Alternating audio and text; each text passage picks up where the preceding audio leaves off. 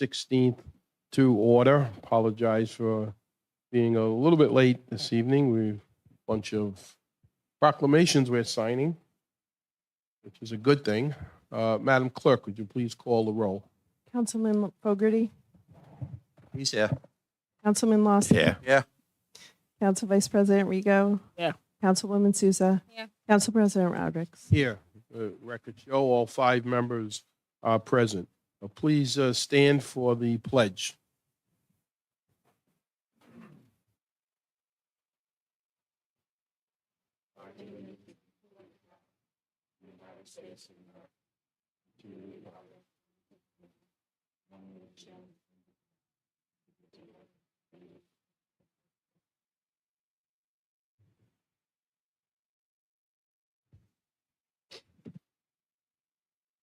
Thank you. First on the agenda, we have 2 citations and proclamations to hand out. Madam Clerk, if you could read the first one. Certificate of Excellence, Daniel Rogers, sponsor Council Vice President Rigo. But this time, Council Vice President, I'll turn it over to you. Thank you, Madam Clerk, Mr. President. This is really a really nice honor to be able to do this tonight. I have known this young gentleman since he was probably like 3 years old.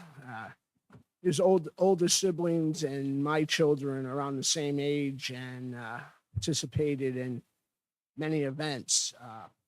And last week or the week before, I saw, his sister Maggie posted that he was awarded the highest honor that you could get in the Boy Scouts and Eagle Scout.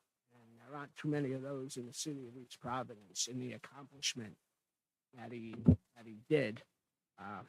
And for his project, which is very, what I would like to say, Roger-like, working back to the community, he was involved in helping the homeless in warm weather conditions. And everybody thinks cold weather, but it's not nice to be out there in 100-degree days.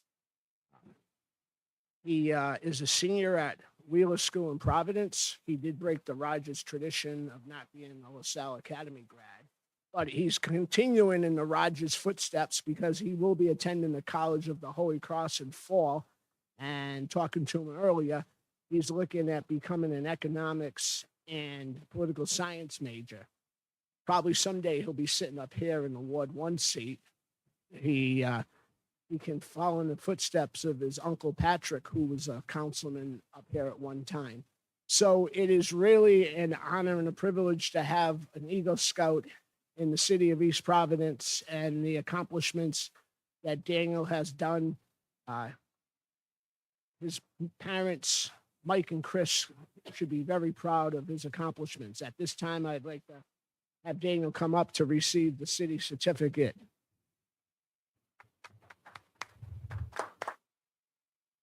Daniel, if you go right up to that podium there.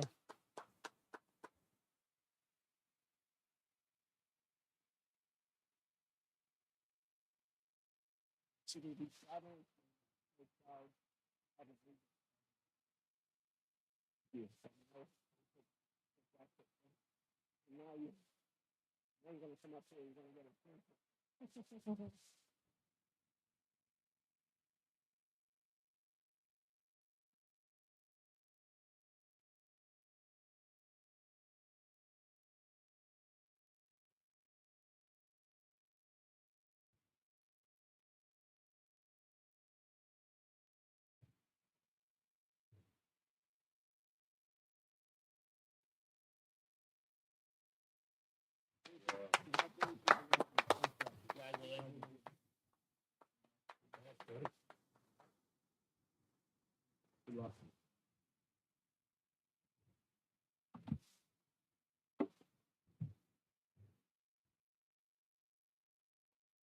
Next item, Madam Clerk. Recognize Earth Day, April 23rd, 2024, sponsor Councilwoman Souza. Yes, Councilwoman Souza, please. Thank you. As we know, the week is upon us where we purposefully think about Earth and all that we have on this earth and all that we can do to try to help sustain it. This year for Earth Day, the theme is planet versus plastic. And as we know, plastic at one point, many years ago, was innovative for all the wonderful things that it provided for the culture and for us, right, to use. But over those decades, plastic has now turned into a nuisance on Earth in the way of polluting our open space, our forests, our oceans, and really being mindful of how we can try to do a little part in our everyday to try to maintain our planet so that it lasts for another 4 million years. So one of the things that the city likes to do collectively amongst other communities is to go out and do our part and try to pick up litter and trash around our community, spread the word on recycling and the importance of recycling in our community. And it's a really small step for a greater picture. So even though we take this 1 week to go over and go to our parks, go to side streets, or other open spaces in our community to pick up trash along the beach at Savins Point, it's really a small gesture in a bigger plan that we should probably be more mindful of. So in general, every day, there are things that we can do. In front of our homes, there's people litter and trash. So picking up that bottle of soda that somebody dropped or something else, or a paper towel, while you're on a walk, going around. And I'm not saying that you have to make it your mission, but just being mindful that there's trash on the floor. And if you could just pick it up and throw it out, it's not something that's mandated of us to do, but it is a mindful gesture to try to preserve not only our city and our community to make it a nicer, cleaner environment for us to live in every day, but it does set the tone for others to follow suit and to try to do the same acts of kindness, again, to make it a nicer, more reputable town and community that we live in. Some of the challenges that that Earth Day has put forward is to do things like unplug your outlets if you're not using your toaster oven or your microwave, your curling iron or curlers. Unplug all those things that you're not using throughout the day to try to save electricity, using blinds or darkening curtains during the day to eliminate that hot summer sun, to provide a cooling environment instead of running your AC all day long, which then causes a significant electricity bill at the end of the month, especially in the summertime, and likewise in the winter, preserving our heating costs by using, again, those darkening curtains, extra layers of clothes. I know my whole household isn't happy in the winter when our thermostat is at 64 and I say grab a blanket or an extra sweater, but it's what you can do to try to change the culture of our behavior and make an effort to do things a little bit better than we have been in the past. And I just want to thank the council for supporting that. We are going to have some Earth Day cleanup events. The city has posted some, I believe, or will be posting some as a week long on their website, on social media, and the council has set aside April 22nd, which is a Sunday, and Saturday, April 27th, as designated days, looking for volunteers or anybody who would like to come out to various locations in the city. We will be posting that on our Facebook website and other social media to gain some interest in coming to help clean up. Thank you. Thank you, Councilwoman. If you want to continue with your next presentations. So now I'd like to recognize our East Providence cheer team. So we have an amazing group of athletes who work very hard in their sport to achieve different goals, right? We have local, state, and then regional and national competitions. And these are things that is not, when people think of cheerleading, they might just think of our local high school and junior highs, or even some of the colleges or professional sports, but there's also cheerleading competitions, so competitive cheer. And those competitive cheerleaders they work endlessly at their skills. It's not just doing the performance in front of you and then they're done for after that 2-minute routine. They're practicing multiple days a week on their tumbling, on their stretching, on their forms, uh, workout training because they have to be able to hold each other up in stunts, hold their flyers. So as a good base, and of course I know a lot of this because I'm involved in competitive cheer with my nieces. And so I know the hard work that goes into being a competitive cheerleader, and I appreciate the dedication and the effort that the girls do. And it's amazing that our team, East Providence, right, our girls here were able to make it as far as they did, and then to be second place in the division, which is a great achievement. And I'm so very proud of each and every one of you for your dedications. I'm also proud of the parents who have to who have a lot to do in that part, right? They are bringing them back and forth to their competitions. They're spending hours motivating them to do well and to go to all of those practices. That is in addition to their school day and all their other social engagements that they're, a part of during high school. So I really want to thank the parents too for your dedication and effort, for your travel time. And of course, everything comes at an expense. Nothing is free. So that's also another piece that goes unnoticed and unseen. And then finally, the coaches. Every backbone has a strong base, and that's the coaching team. The coaching team motivates and structures and works endlessly behind the scenes, on the mat, to make sure that their athletes are well conditioned and that they are motivated and ready to go out into those competitive days together, and then to problem solve, right? All the things that come with that. So collectively, it's a lot of work. It's a huge team effort, and I really appreciate our city having their team, their competitive team, and that they did so well. So I'd like to, on behalf of the council, just provide a recognition award for the hard work that the athletes have done and for placing where you did this season. And I wish you nothing but the best for the upcoming season.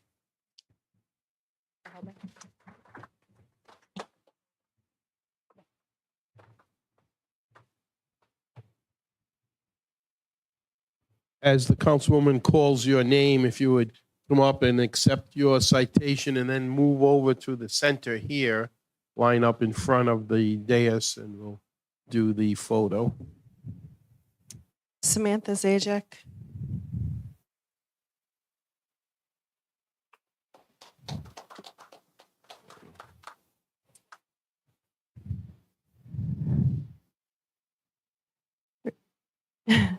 Christiana Robolo. Right over this way.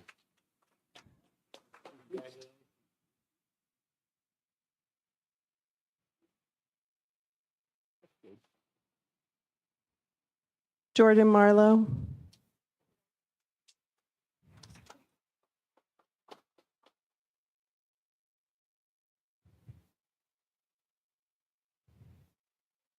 Cassidy Martins. Armani Miller.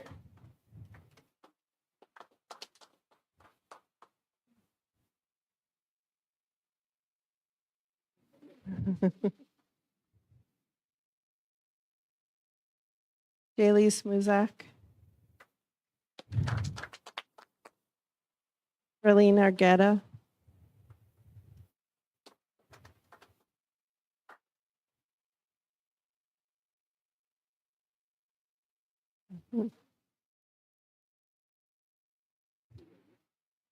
Sabrina De Silva.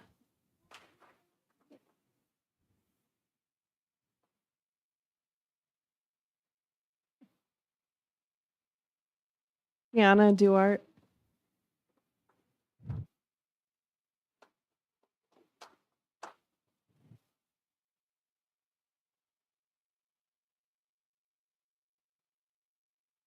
Juliana D'Souza. Kiana Ferreira. Rosaria dos Santos, Agita de Sousa, Ariel Alston Page, Keegan Anderson,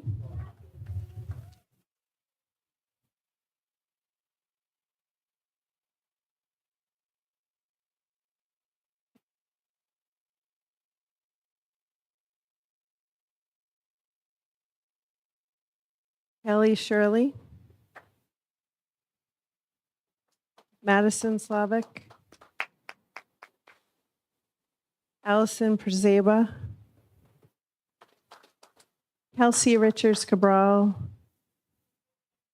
Artemis Pacheco,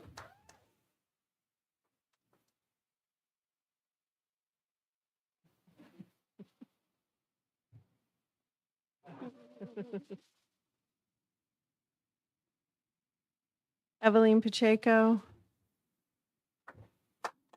Nicole LaChapelle,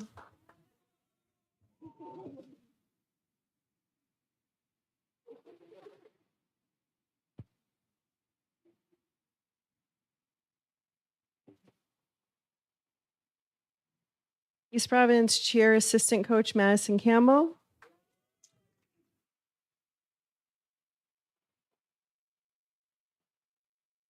E- East Providence Cheer Assistant Coach Carissa Janjozitz. Yeah.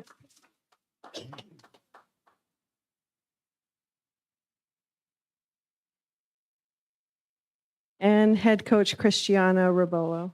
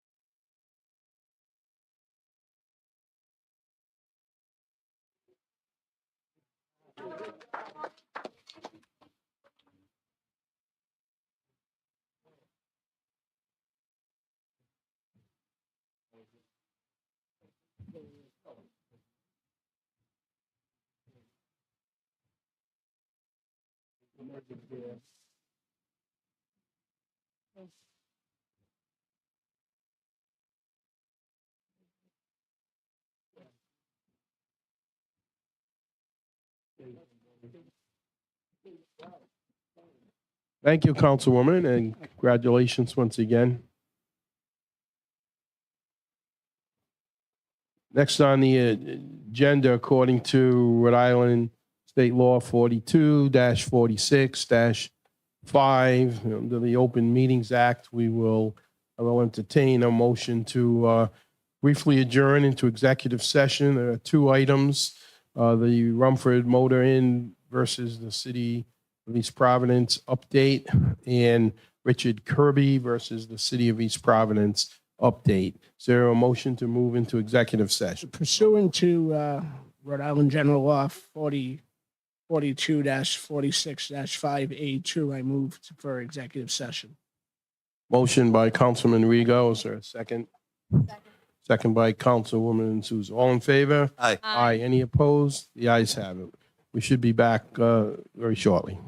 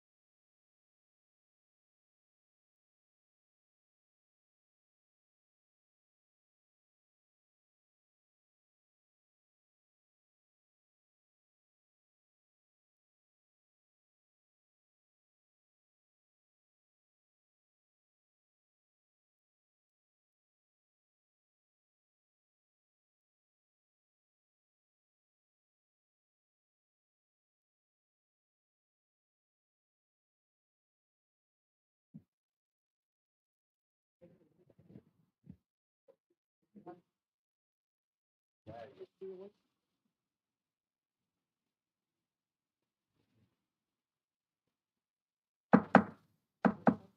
there a motion to return to regular session and seal the minutes of the executive session? According to Rhoda, I'm so moved. Motion by Councilman Lawson. Is there a second? Second. Second by Councilwoman Luzo. All in favor? Aye. Aye. Any opposed? The ayes have it. At this time, if Attorney Solicitor Bellamy, if you could just give us a public, I think is she here or did she leave? left. Okay. So we can just briefly say that the Rumford Motor Inn is, the case is continuing.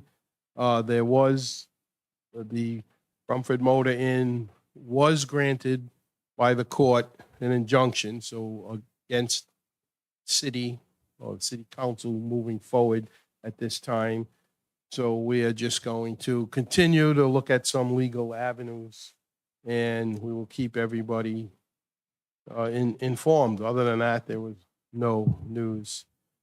The other part of the executive session of Attorney Marcello, if you want to give us an update. Just an update, a status update on the Kirby case, and it was a discussion regarding settlement negotiations, and at this time, I've exercised the right under the open meetings law to not disclose the vote that was taken regarding potential settlement of the claim. Thank you. Thank you. Going to move one item up. I'm just looking for the number on the agenda. 8? Is it number 8? Yes, sir. What page are you on? I'm on page 5. No, we're going to, no, not 8. What are you saying? We're going to move up the item that Mr. Meyer is here for and his client, and then they can leave. So out of professional courtesy, I would ask without objection that they come forward and state their request. You're welcome. Excuse me 1 second, please, sir.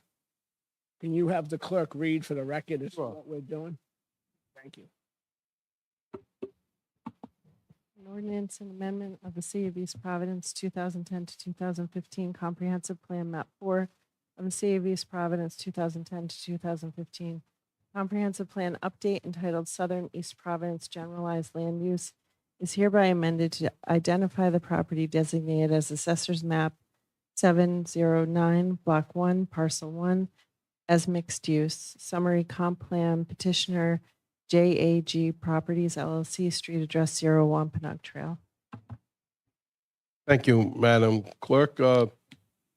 Mr. Meyer, if you want to proceed, Thank you, Mr. just President. identify yourself for the record, not that I'm sure you need to, but Without objection, could you also have the clerk read the second item, because they kind of go tandem at the same time. certainly, thank you. An ordinance and amendment of Chapter 19 of the revised ordinances of the City of East Providence, Rhode Island, 1998, as amended entitled zoning. Summary petition for zone change from I-1 to C2, petitioner JAG Properties LLC, street address 01 Panuck Trail, location map 709, block 1, parcel 1. But just for the benefit of the council, as you know, under state law, when there's a zone change, if it's, you can't change a zone, unless it's consistent with the comp plan. In this case, requires both the zone change and the comp plan. The comp plan would go first, and then the zone change would go second, but you need both. You need at least the comp plan first and then the zone change. But I just want to let you know that's why we're doing it that way. Thank you. Thank you, President Rodriguez. Good evening, members of the City Council. For the record, my name is William Maya. I have a floor office on 349 Warren Avenue. Also, for the record, I represent Stephen Jacolinza, whose company, JAG Properties LLC, is the applicant. Unfortunately, Mr. Jacolinza is unable to attend due to an unexpected last-minute health situation.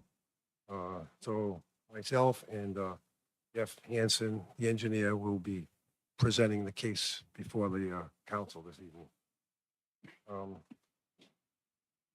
We have an application in, and I've given you a folder just to kind of make it easier so that you don't have to pull out all the big papers and multitude of papers that we filed with the application.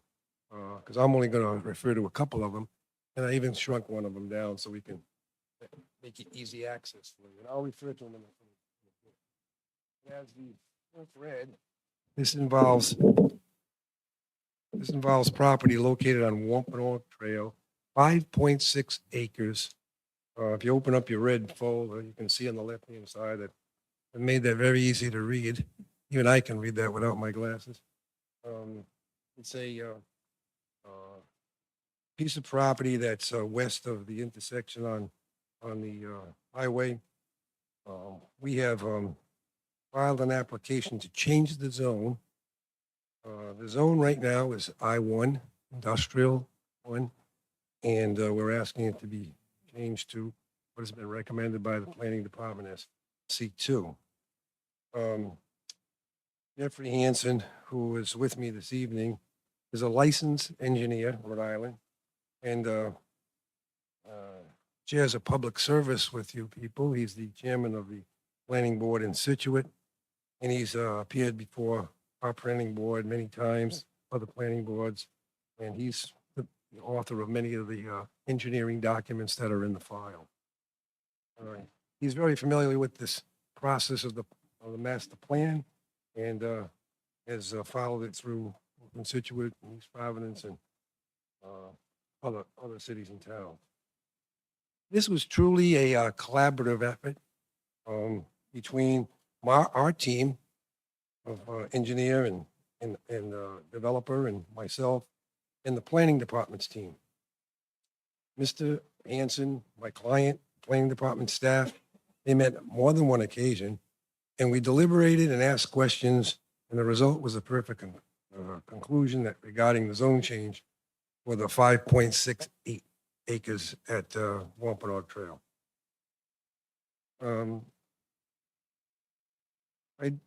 I think that the process was really beneficial to both sides. I'd like to thank the director, Keith Burns, and especially Dominic Leonardo, who's here tonight, for helping us get through that with a professional or and the collaboration was really enjoyable. I referred to it as a perfect results, but we all know nothing's perfect. The planning department is charged with protecting the public's interest while approving developments, and I am charged with getting the best result for my client. But in the end, I think in this case, it was a win-win for both people. After much deliberation, our team suggested a C4 zone. The planning department recommended a C2 zone. My client accepted the planning department's recommendation, and we are here supporting and presenting to you that we would like you to approve the recommendation of the planning department, which is in their planning report. So if you would look at my red folder, and on the right-hand side, you see the planning report. You can pull that out. It's dated December 6th, 2023. And we've been at this a while. To say the least. Not this one. And if you turn to page 9, I think if you pull the pink slip, it'll go right to 9. There's a little flag on there. That'll take you right to 9. You'll see that on page 9, I've tagged with the pink slip. It says a recommended decision. You can read it for yourself, and that's really what we're putting forth before you. It's if the council approves this rezone, it'll make it possible for this place, Washington, to be developed. Now, the parcel was a problem developed for 2 specific reasons. One, way back when they put a label on the zoning for this area, they called it I-1. There is nothing that you can develop in this area in I-1 that will be acceptable to anybody. I-1 is an industrial, there's some open space there.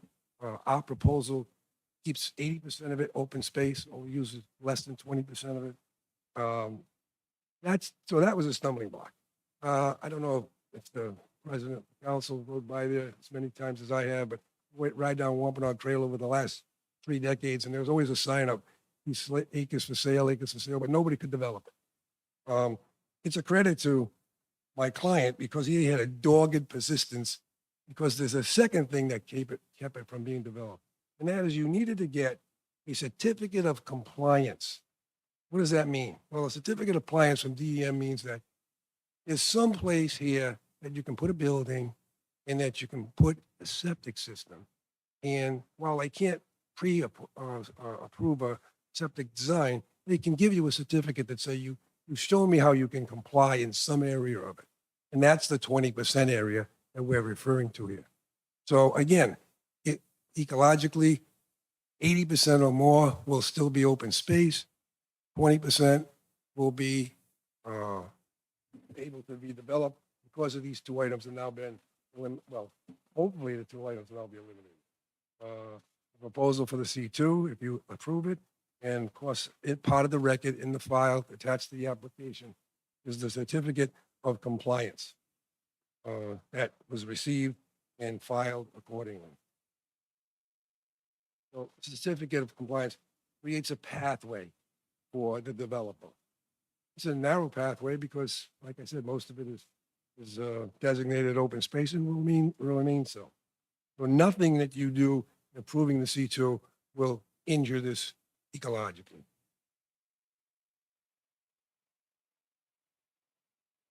As I said, it was you'll also notice underneath the left-hand side of the packet, behind the 5.6,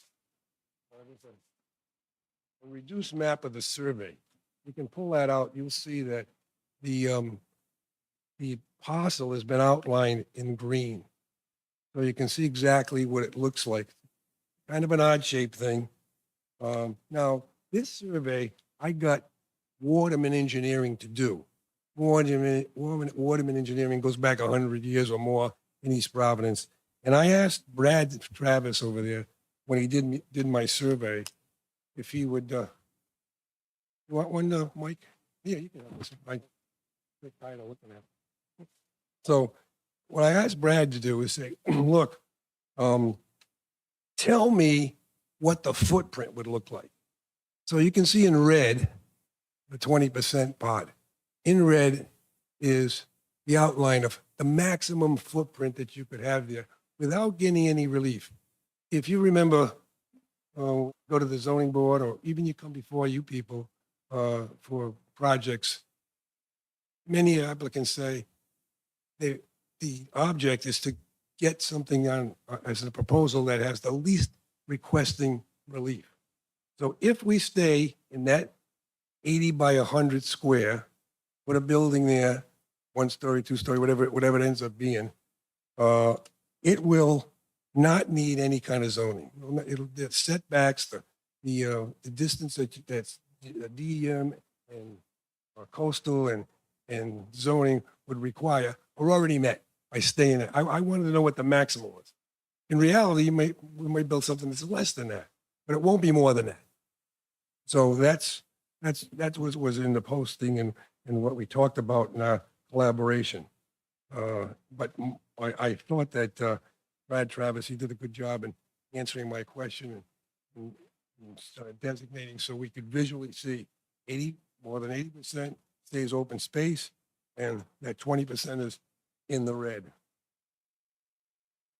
Jeff Hansen was the author of the response to what council was telling you about the necessity for 2 votes.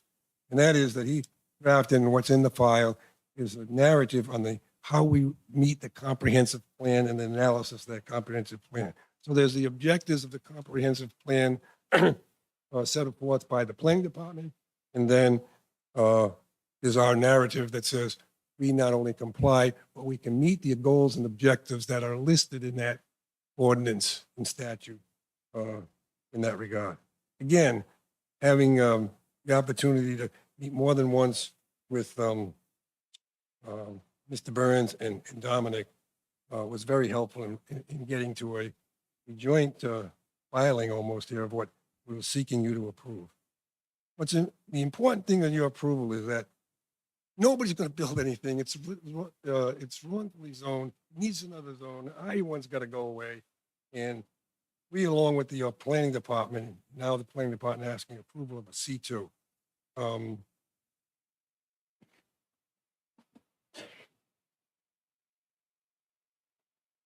Mr. Meyer, Yes, may I, you looking to build something specific? Because this is very broad zone change. good question. And I got to the another 3 problem that everybody has when they try to develop this particular parcel. That's a good question. And I was going to, sorry, I didn't get to it before you asked the question, but here it is. You can't market anything. That's why those signs were up there decade after decade. Because 1, it was miszoned, I-1. Number 2, you know how many different zones we got? And within the zones, how many different uses?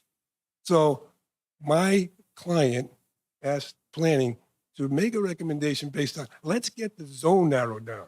And then we, as you know, you go from here, if you vote approval, it goes back to planning, and then we ferret out one of the uses within the C2, one that they can live, same So it's collaboration. kind of horse before the cart here, No, a it's cart before the horse. the horse before the cart, because we can't go anywhere without changing the zone. Then we can look at the list of what things can happen in the zone. In fact, when I finish, I'm going to pass out all the things that are under the C2.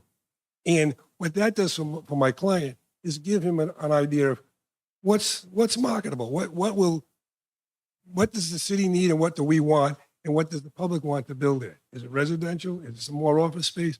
As you know, there's medical office space up west of that land, and the gas station before that. So it's a mixed use area. So, you know, anything can really go there because it's not going to, whatever we build is not going to hurt the area. It's going to embrace it and be a mixed use just like it's there. But it is the horse first, then we pull the cart. But once we vote for a zone change, we lose control over anything that can be built. I think you gain control because you lost control. How's that? Well, there's no control over an I-1. Anybody brings anything in here in an I-1 is not going to get it passed. But that's why there's been no activity there for 3 decades. And based on the response I'm getting from constituents, that's not a bad thing. No, It's not I know I read the decision about the one that got turned down. That was east of that intersection. We're west of that intersection. And when you come out of there, you go west. So you can't even go towards that intersection. We're not contributing to that problem, which was Got the that. case that was in the Post or wherever it was, in the newspaper. So I don't think we have any problem with that. I think that what it is, it opens the door for development. It opens the door for dialogue between us and the planning department to say, okay, these are the things that are okay in a C2. In fact, as I said, we proposed a C4, and then Mike and I got a little discussion, as attorneys do, as the interpretation of what should be on the legal notice. And what do they say? If you get 3 attorneys, you get 3 opinions. And so we only had 2 attorneys, so we had only 2 opinions. But the resolve was that we went with what the planning board was recommending, and I think that kind of got us past that legal argument of whether it was I was right or he was right. So, We were both Hang on. not right. so I have a question. Councilman Rigo, Yeah. please, ask just members, please go through the chair. Go ahead. You are. You did, yeah. Thank you, Mr. President. Mr. Meyer, Yes. thank you for your time. When I buy a house or buy anything, purchase anything, you know it comes with restrictions. So a year ago, I looked in the deed. Your client purchased this. Mhm. So he knew what he was getting into. I mean, he knew what it was. And it was, now he wants to, now it wants to be changed. It's like, this is like almost like a head, it was like almost like a hedge fund. You're taking a chance. And you talk about a comprehensive plan. I'm happy that you've seen our comprehensive plan because we haven't seen it. We're working on an outdated comprehensive plan. So we were supposed to have a comprehensive plan last year. We were supposed to have it in October. We were supposed to have it a couple of months ago. So you answered a question that we need, and Attorney Marcello mentioned it, that the comprehensive plan comes first. Well, I don't have one. So what do I do? All right, it's a two-part question. Let me go back to the first part, okay? Let's see if I can answer them. So, Mr. Jagalanza, I inquire, do my due diligence, talk to the zoning officer, talk to the planning board, talk to everybody. And it's a consensus of opinion, not a big secret, by the way, that I-1, that thing's never going to be developed. So he bought it with the idea that he knew he had to seek a zone change. You know, it's an interesting thing you bring up too, because probably would have told him to do it subject to that. But he did take a risk. He said, no, I'll buy it as is, and I'll go see if I get a zone change. Because I know everybody's expecting me to do that, because there's nothing you can build there. So you may see it as a negative. I see it as a positive, that somebody would take on the challenge, and knowing that he bought the property.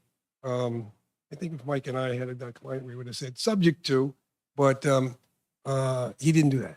The second thing is you're operating under whatever comprehensive plan you have now. I think council will confirm that. So you do have a plan. You're in a process of making it better, which is great. And I think there's also some feet a foot of doing the process of the master plan differently, so that planning can have a little bit more say in the matter, and we won't have to bother zoning as often as we do now. They can make some changes. I don't know the status of that, Mr. Rigo, but I know that that's underway too. So, but you live with the old, you know, so, I mean, when I say we comply with the comprehensive plan, we comply with the existing comprehensive plan as we know it. And I was very fortunate enough to have Jeff Hansen, who's the chairman of the planning board and knows all this already. I didn't have to explain it to him, but his narrative is about the plan that's in existence now. Okay. Mr. Meyer, Councilman Lawson had asked about a specific plan. Are we at that point yet? No, So we don't you know mean the what- specific use. for the We have a building. plan. The next thing I think you will ask about was the use. And again, I was going to pass out, you know, you can see. I'll do it now.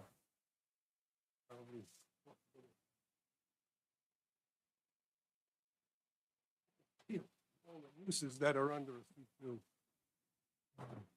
Right, we have that. What we're looking for is, does your No, client we haven't have a, formulated that. We're going to do that with the planning board, assuming that we get a would it zone make, that we can do it in. Right now, we can't do it in the zone that's there, and nobody can. would it make sense to kind of tell us what you're looking to do before this? He can't tell you to do what he's going to do because we haven't discussed what best fits for him and for planning. Okay. We've done this together as a partnership, and we might want to do something that they don't think is the right thing, and we might be able to convince them that this is the right thing because the marketing says, hey, you can build this, and you're going to get some. But Dennis. you're talking to the planning board. I hear from the residents, Yeah, and that's where this disconnect is. Our comp plan is 9 years out of date. and before there's final approval, that will be known, and we will have to get final approval from planning to do whatever that is, and there will be input at that point. Okay. Okay. Mr. Solicitor? I just want to, so I think part of the planning report, there was a comparison on what the current use is for I-1 and C2. And there's a chart that shows what those uses are.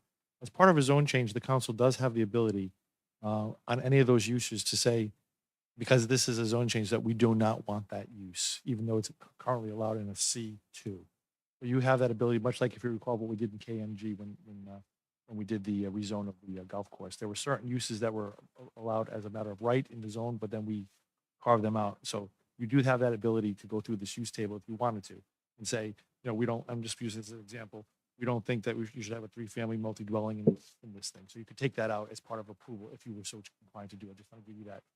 So you have that knowledge if you wanted to do it. You don't have to do it, but you have that ability to do it. Mr. Chairman, could I respond Yes, to Mike? please. Thank you, Mike. I think that's a good point. And I think that he can speak for himself because he's here. Dominic, who we work with. We, as I said in my earlier presentation, we had proposed a C4. Your planning department did your due diligence. They went through the C4, and it was Mr. Burns himself that said, I like the C2 better. Then we submitted the C2 with additional uses from the different areas. They again did their due diligence. That's why I say this was a partnership. What Mike is saying to you now has already been done by your department. And I don't say you abdicated the authority to them, but that's what their job is. They went through them. They convinced us that the C2 with the add-ons that we had was okay with them, except they took our ads on out and they just went with the C2. That was, I believe, Mr. Burns's suggestion. We had submitted the C4, and there were other uses that we went through the tedious job of reviewing, and they reviewed, and they said, okay, here's our recommendation. And in fact, if you look at I did have them, I'm sorry I don't have them in front of me. I had the minutes of the meeting because I pointed out that the chairman made a motion, the chairman of the planning board made a motion and said, we're going to pass the motion and recommendation to the council based on what their due diligence was and what they actually said in their report, minus those things that we wanted to add on, minus the C4, obviously, that we went with the C2 that they recommended.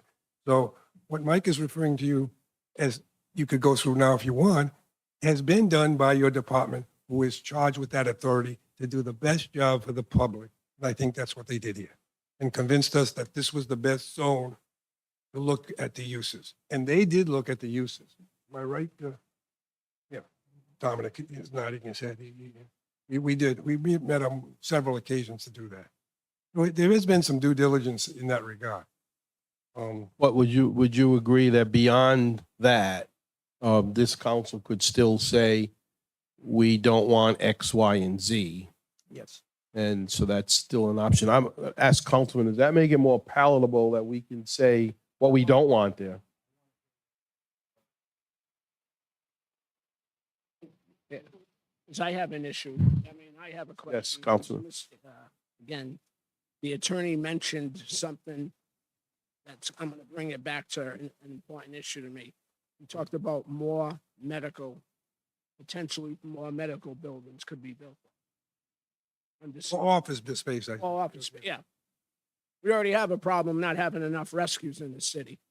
Every time we add more medical buildings, we have more rescue calls. We don't have fourth full-time rescue, and Cranston might as well just keep rescue number 3 in East Providence. So that's my issue. Again, we have problems and we're creating more problems. And it's not you're representing your client, and I get it. But as Councilman Lawson says, we hear it from our constituents, and it's just we're just looking to put shovels in the ground without not seeing what the long-term impact is on the city. Thank you. Through the chair.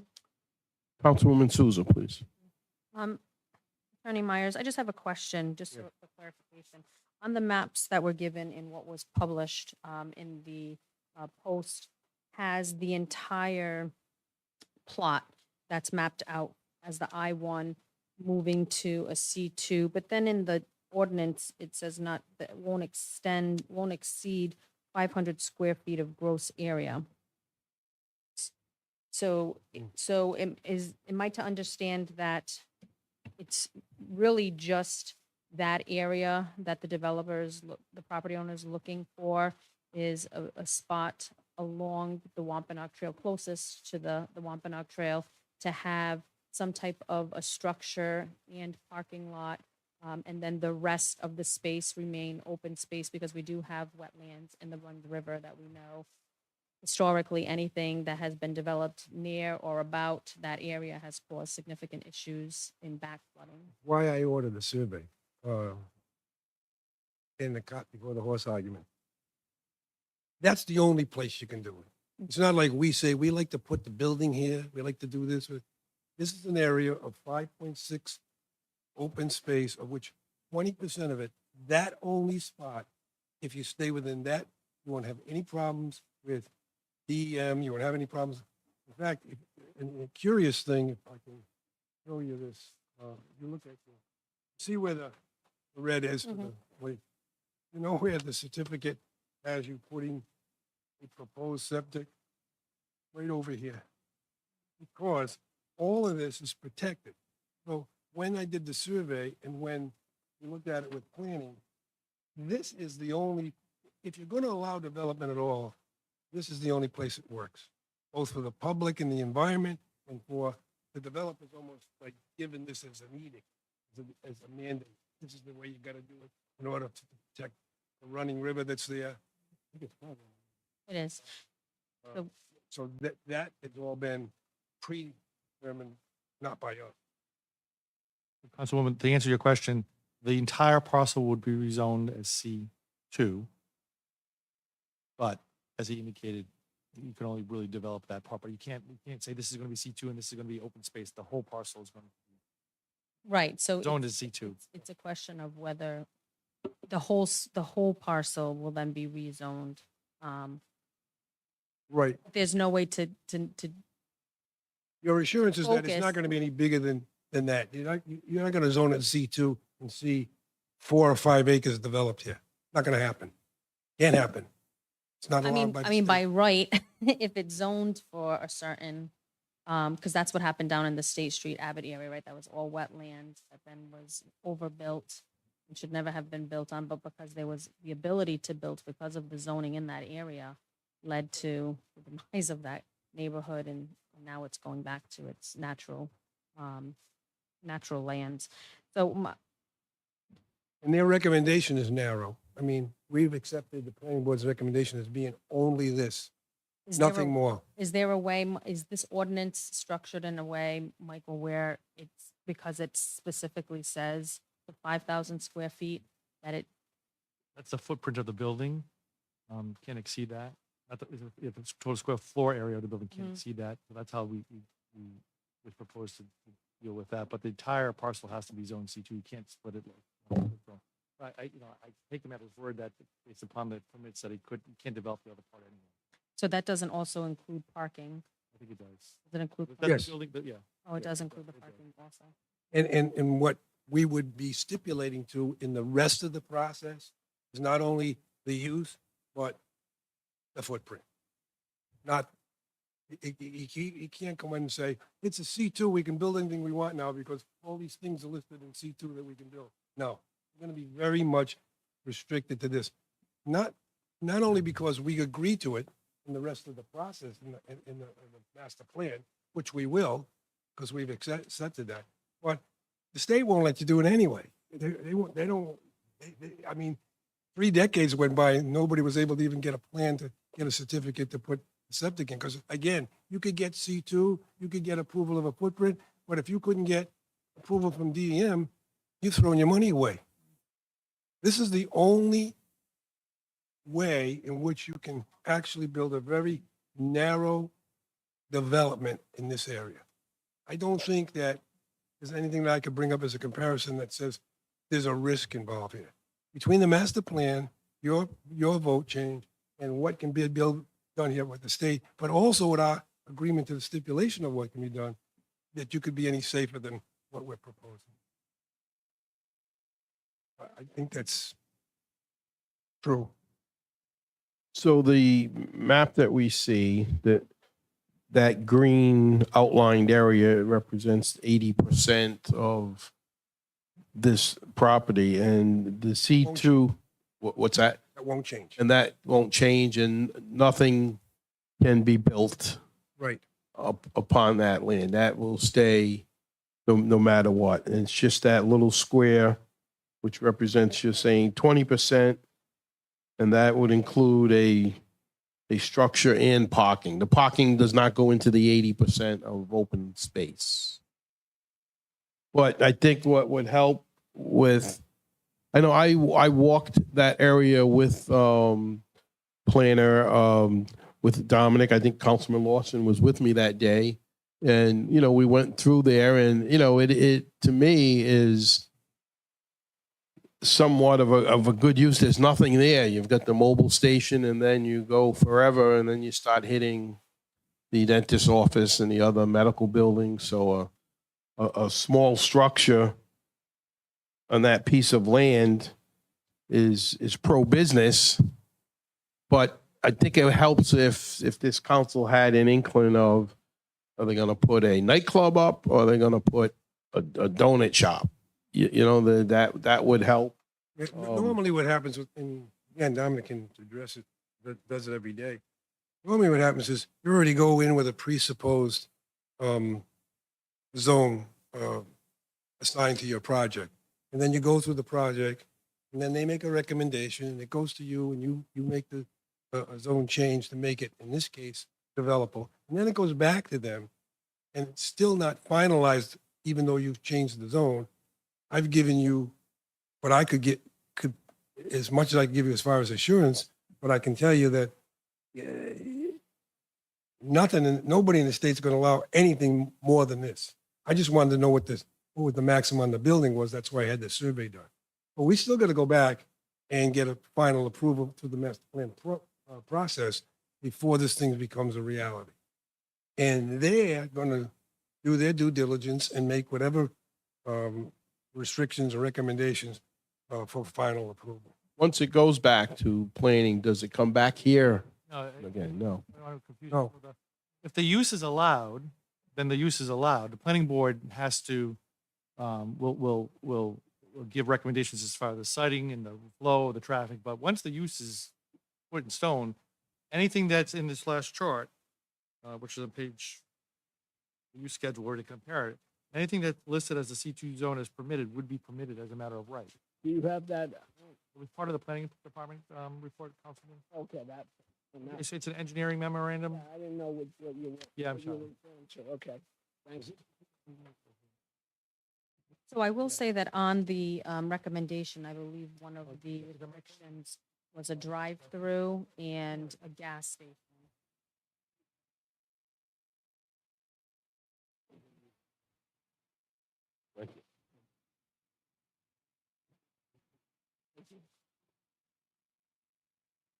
I don't believe that's changed, Dominic, since the planning department correction.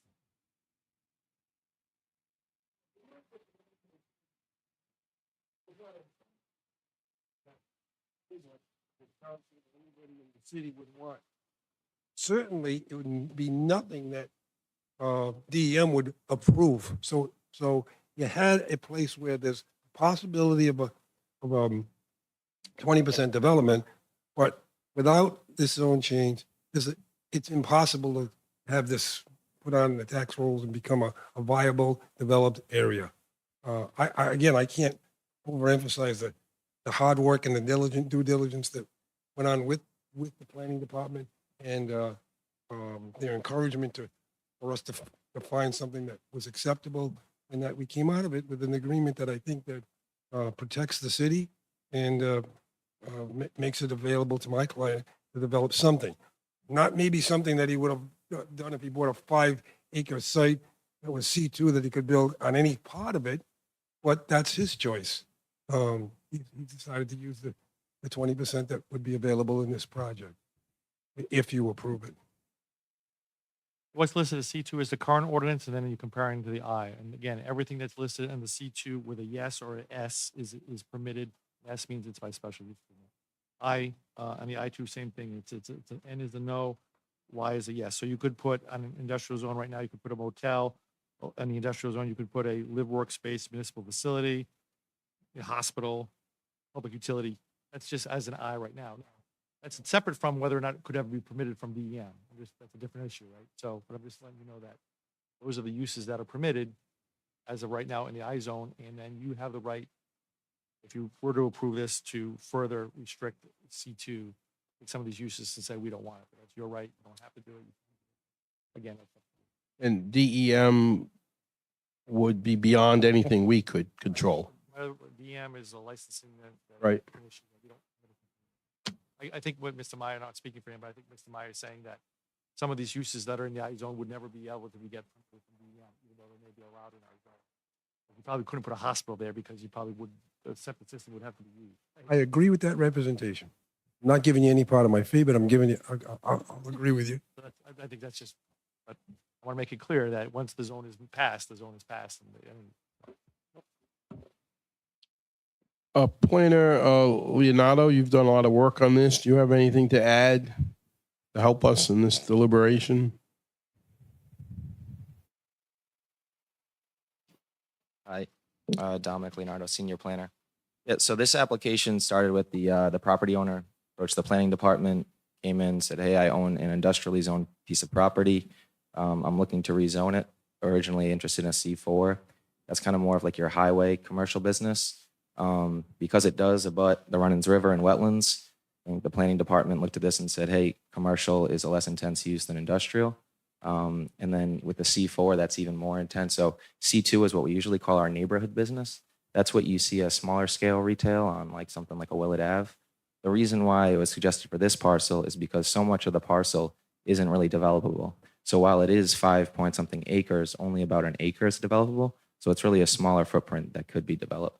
And I think what significantly constrains the development of the property, kind of to your question, Councilman Souza, is the DEM setbacks. And I think the engineer would confirm that. So zoning setbacks, but also DEM setbacks from the wetlands. So all the wetlands on the parcel have been flagged. When you go 100 or 200 feet, whatever the setbacks are from the wetlands, that's your kind of building envelope. And that's what the property owner did. So I think from planning's perspective, the applicant came to the city, said, hey, I have about 20-something industrial uses. I'd like to change that to commercial uses. That's more fit for what they're interested in doing. And that's why the planning department had recommended to the planning board to provide a positive recommendation. Dominic, through the chair, was there any conversation in those planning board meetings where there was an expression of what they may or may not be envisioning in that? Or is it because initially they proposed the C4 and they had visions for potentially what they might want in the C4, and then planning recommended the C2, so they didn't really put a lot of effort into thinking through what that. No, I don't. No. The site plan you're seeing is the site plan we're seeing. As far as the uses, I've asked similar questions, and that's what it is. They've asked for the commercial instead of industrial.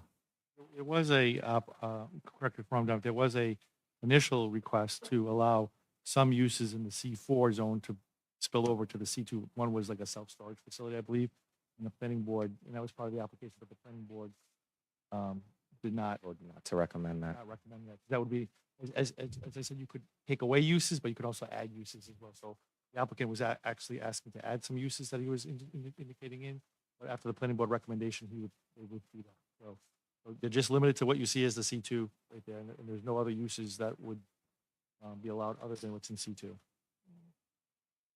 And then as far as the next phase would be a preliminary plan. So what's you see in front of you is a master plan, it's a conceptual plan, and then the preliminary plan is when a specific use is chosen, whether it's industrial or whether it's commercial, that use is chosen. And then you have the more detailed engineering plan, and that goes to the planning board. So that's the next step in the development plan. Through the chair. Please, Councilman. Is the current owner looking to be the one to build on this property, or is he looking for the zone change to just flip this property for a profit? Let the property owner. Thank you. I'm sorry, Mr. Meyer. I didn't see you behind that. I don't know. At this point, he's been with the project for quite some time.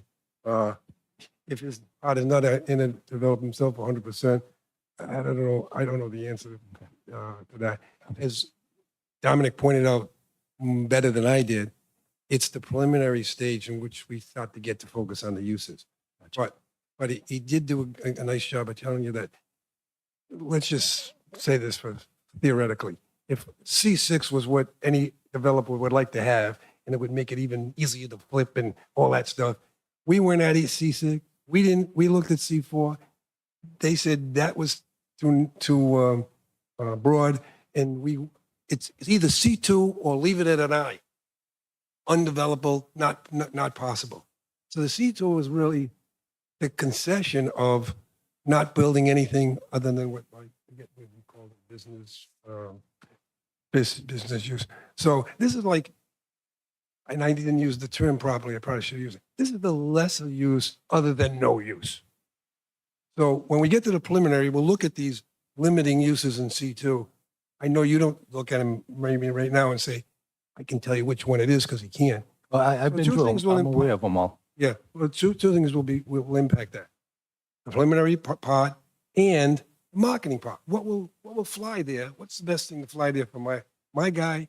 What's the best thing that they'll approve? Just like we did in selecting the zone, which they obviously impact the C2. The same thing will happen with the use.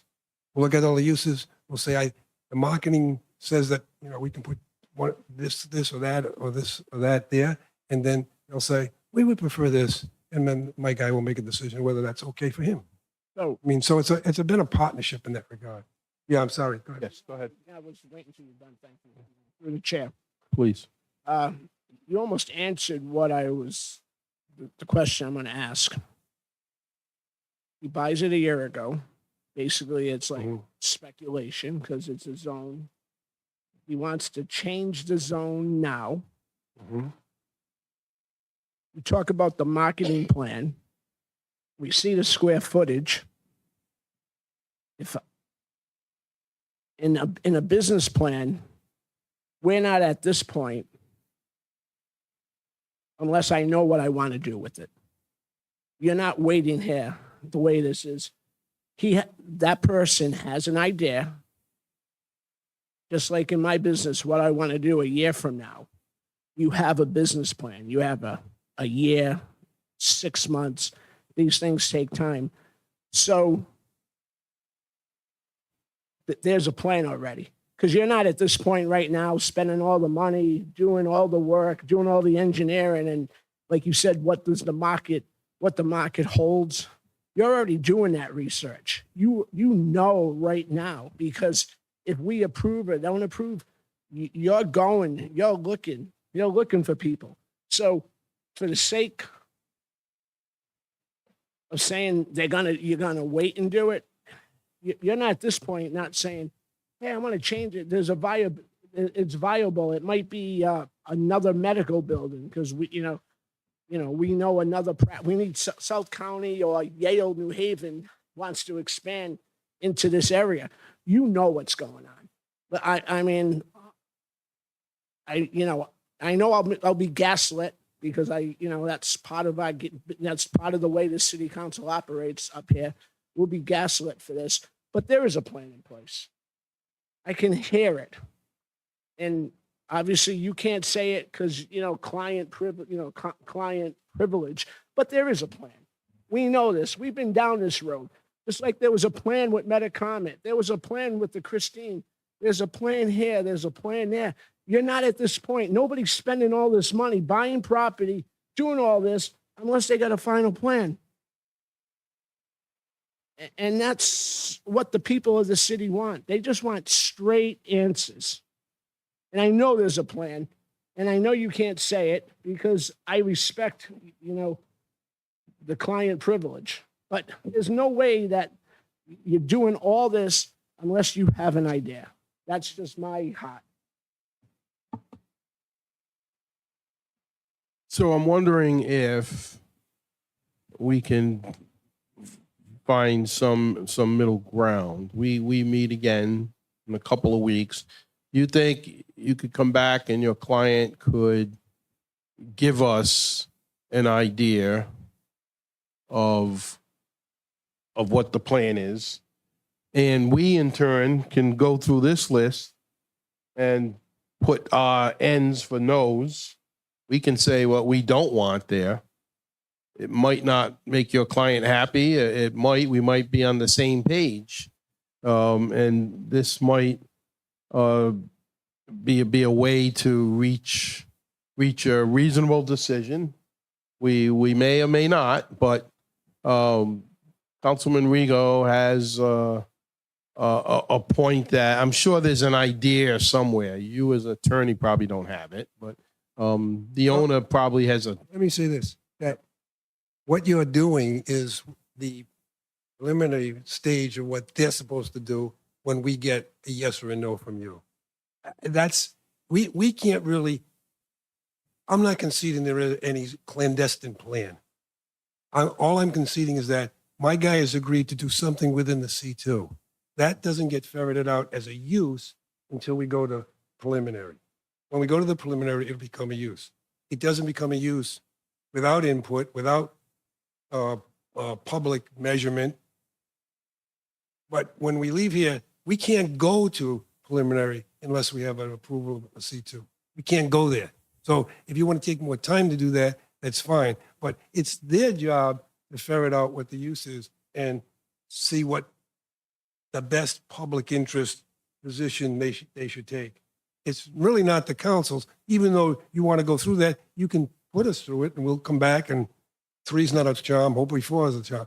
But I mean, I'm just saying that it flies in the face of the process. The process was that we had to get a zone, an acceptable zone, and we went with the recommendation and approval, or the recommendation of the planning board.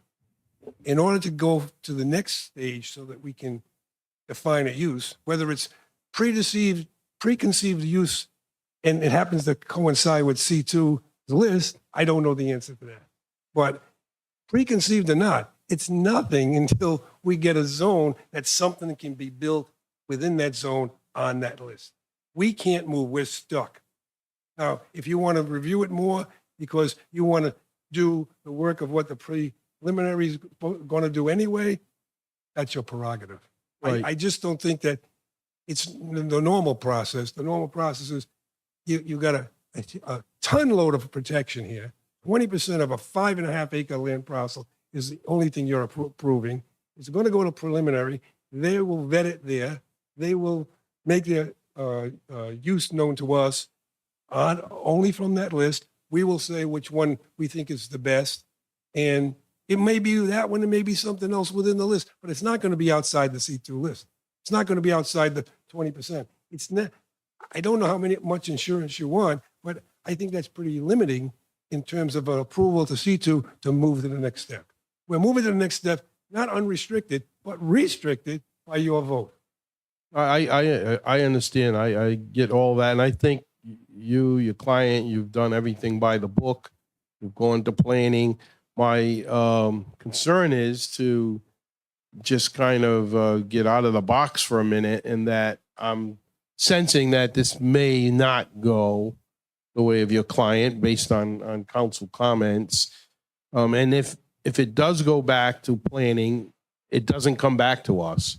So I think some councilors are feeling that, well, we've lost some controls. I mean, I think the process could work, and everything you've said is true, but maybe to give this a chance to go the way that you would like and your client would like is to let the council look at this list and put together what we do not want to see there, which is kind of out of the ordinary, but if that's what I'm hearing from members, and your client could come back with at least some options. I want to do X, Y, or Z, maybe not being held to one project, but these are the 6 projects that we would consider.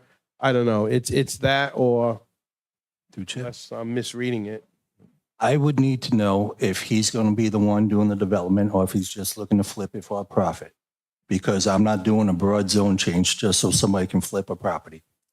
If he has some clear ideas of what he wants to build and it benefits EP, I'll be open. But right now, it sounds like it just wants a broad zone change. And like Councilman Rigo said, people don't do this without having an idea what they're trying to do. So if there's no plan, and why is he asking for the zone change if he doesn't know what he wants to build? It sounds like he's just trying to market the property to flip. And once we vote on a zone change, it's out of our control. I mean, if we could go through the process, and I'll bring it down to just 3-family dwellings. We need houses. If you want to narrow it down to just that use, I'll vote right now on that. But other than that, I would love to hear from your client what is his intentions, respectfully. And we understand the process. As you could tell, we're out of sync with our planning department when it comes to overdeveloping our open spaces and stuff. That's why we push for this comprehensive plan to be updated. So if your client can give us a specific idea, maybe not the exact, like I'm going to build an office building, but we would like to know what his intentions are. So if we want to table this as a courtesy so they can do that, I'd be willing to make that motion. But if you're looking for a straight vote right now, sir, I can't. I'd like to bring up Planner Leonardo back to the podium, please.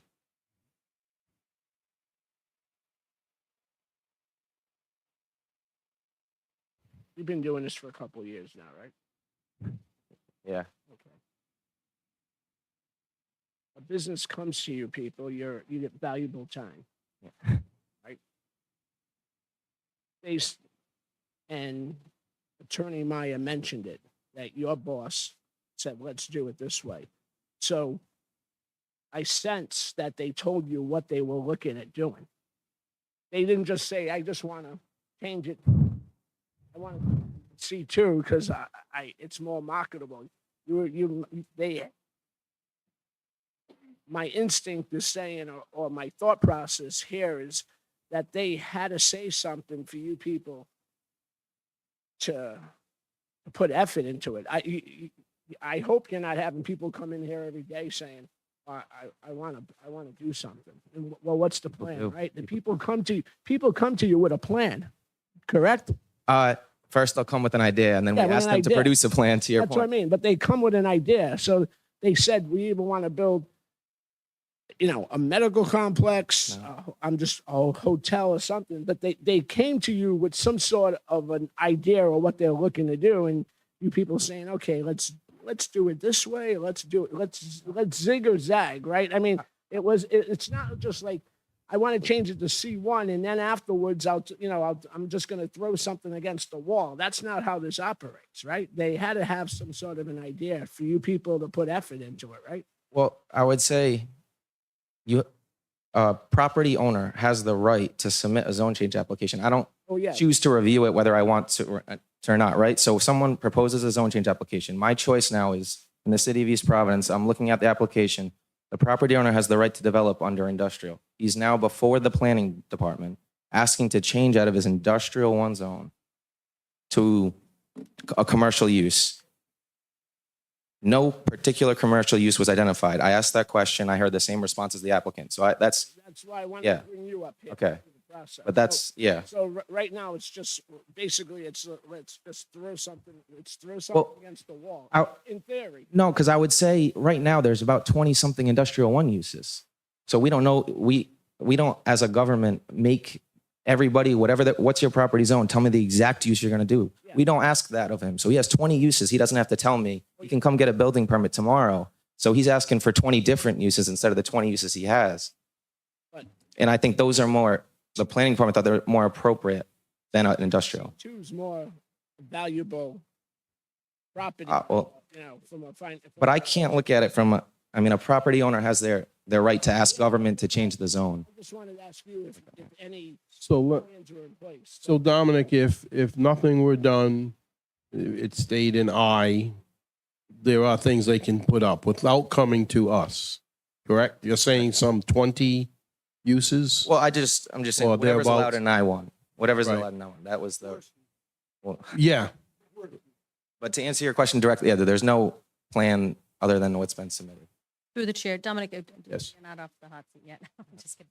So I just want to understand a little bit better because I'm comfortable with it's a smaller section, right? They can only develop within this area because of the existing wetlands. So that's comforting.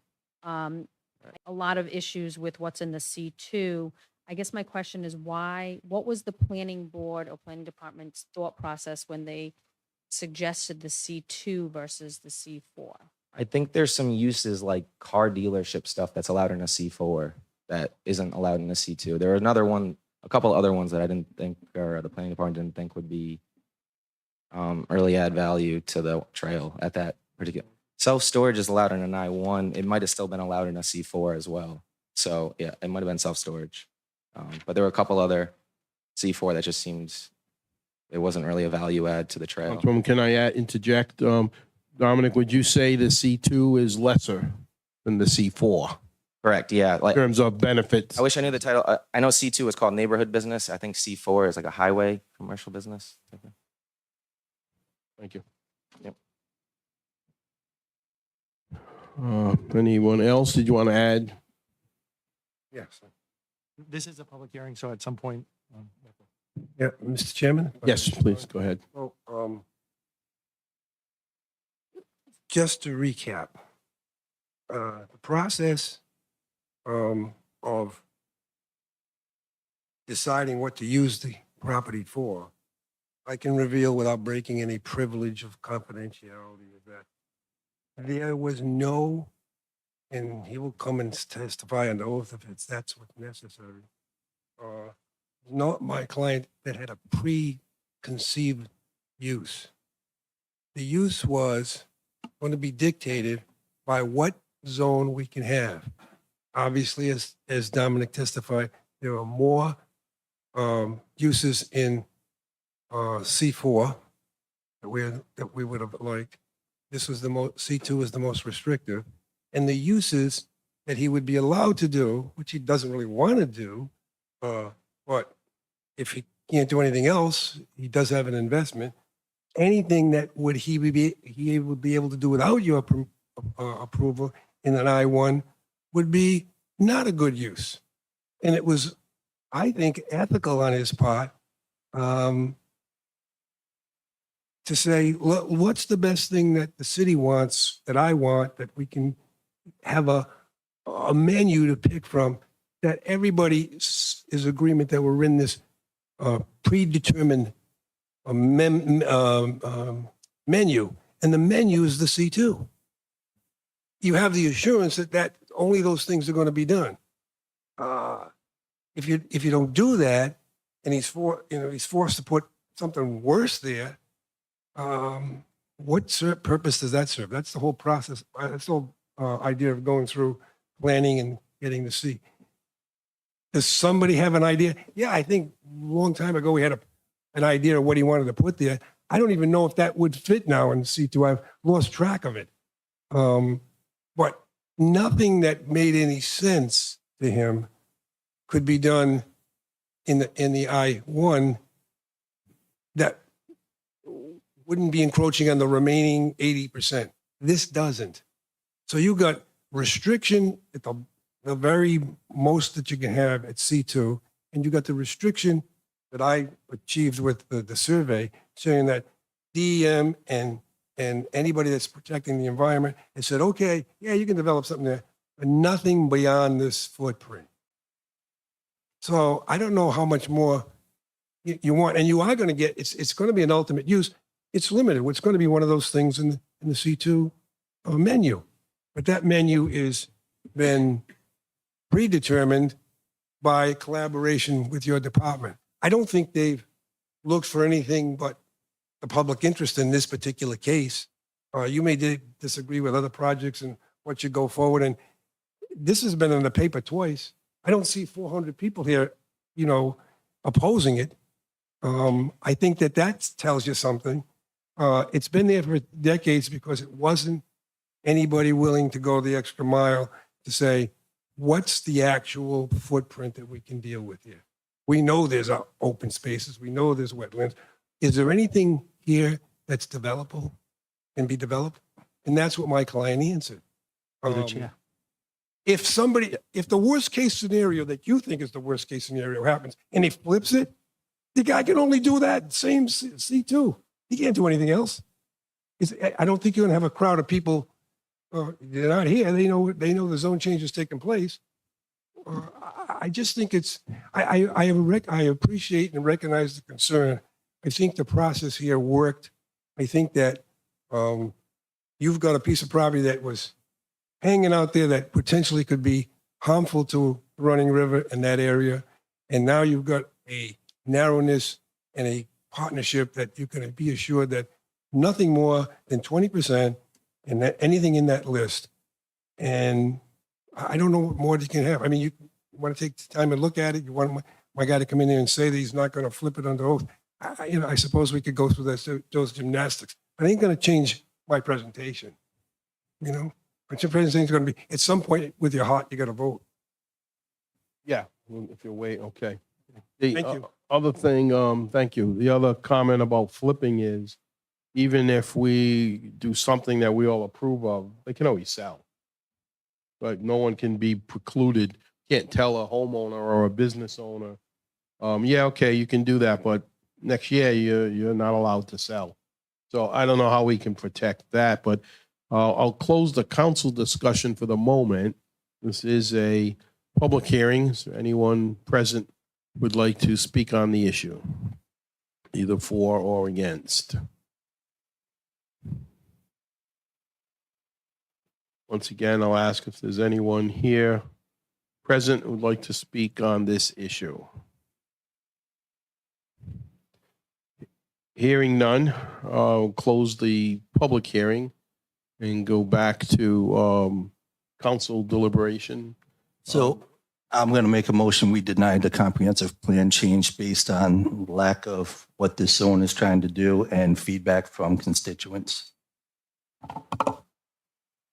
Okay, motion is made by Councilman Lawson to deny the request to go to C2. Yes, to amend, specifically to amend the comprehensive plan.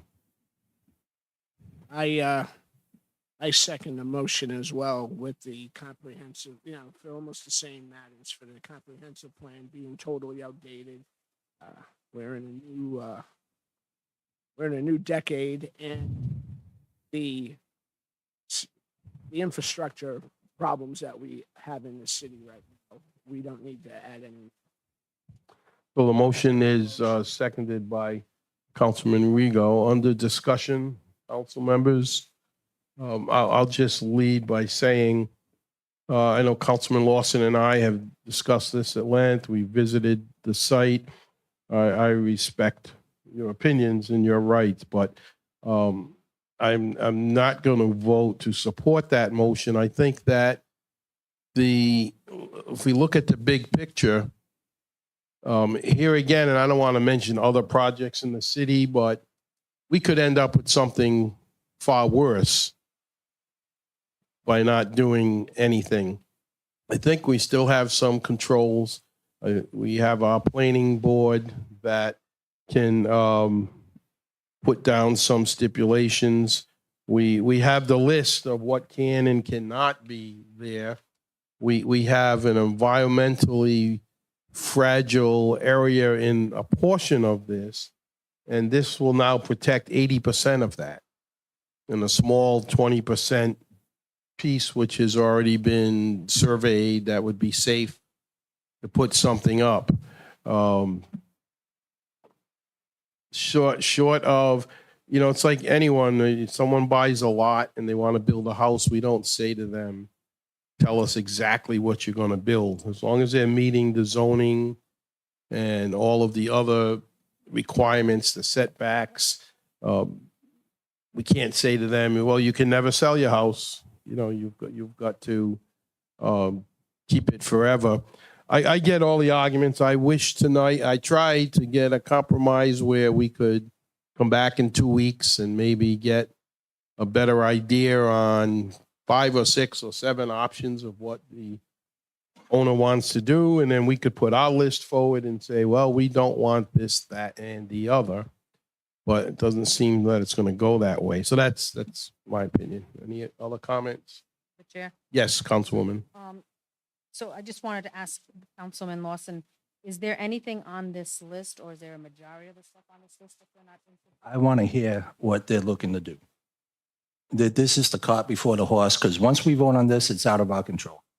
And we've been hearing these developers, well, I'll build what's zoned for it. I don't get that threat. That doesn't do anything to me. They want to build an industrial what's zoned for? Let them. Is there anything on this list, though, that we could? 3 family dwellings. We need housing. So my question, I guess, is, are there things that you don't want? So other than the 3 family dwelling, you're not. You got fast food on here. You got municipal building on here. You got clinic, excluding animal shelters. You got nursing home, funeral home, public utilities, cultural activity. I'm not sure what that means. Bed and breakfast, live, work, space. It's so broad. There's so many that tell us what you want to build and we'll work with you. I'm thinking, would it be easier for us to just say, we're not looking for a live workspace or a bread and back, a bed and breakfast? Give them an idea of what it is that we're looking for in that zone, because that's what we do have control over. And I understand, to your point, when it leaves this diocese, then it's kind of an open hook. We don't have great input on the choices that are made. So I do support that thought process, but I do think that is a blighted area, and I didn't even think it was developable, to be honest with you. I thought it was all wetland. But if we have guarantees that we can narrow it down to just that 500 square feet of a structure being built there, and then we can choose what type of usage, and underneath that usage, then this is what they have to work with. So under the C2, these are the handful, or, whatever. I think there's a dozen probably usage currently, but we can narrow that down to say, based on our constituents and conversations, this is what we feel comfortable with in a C2 being developed in that area. I think that's fair. Versus saying, we don't want any change. Mr. Chairman, could I? Yes, please, you want to add?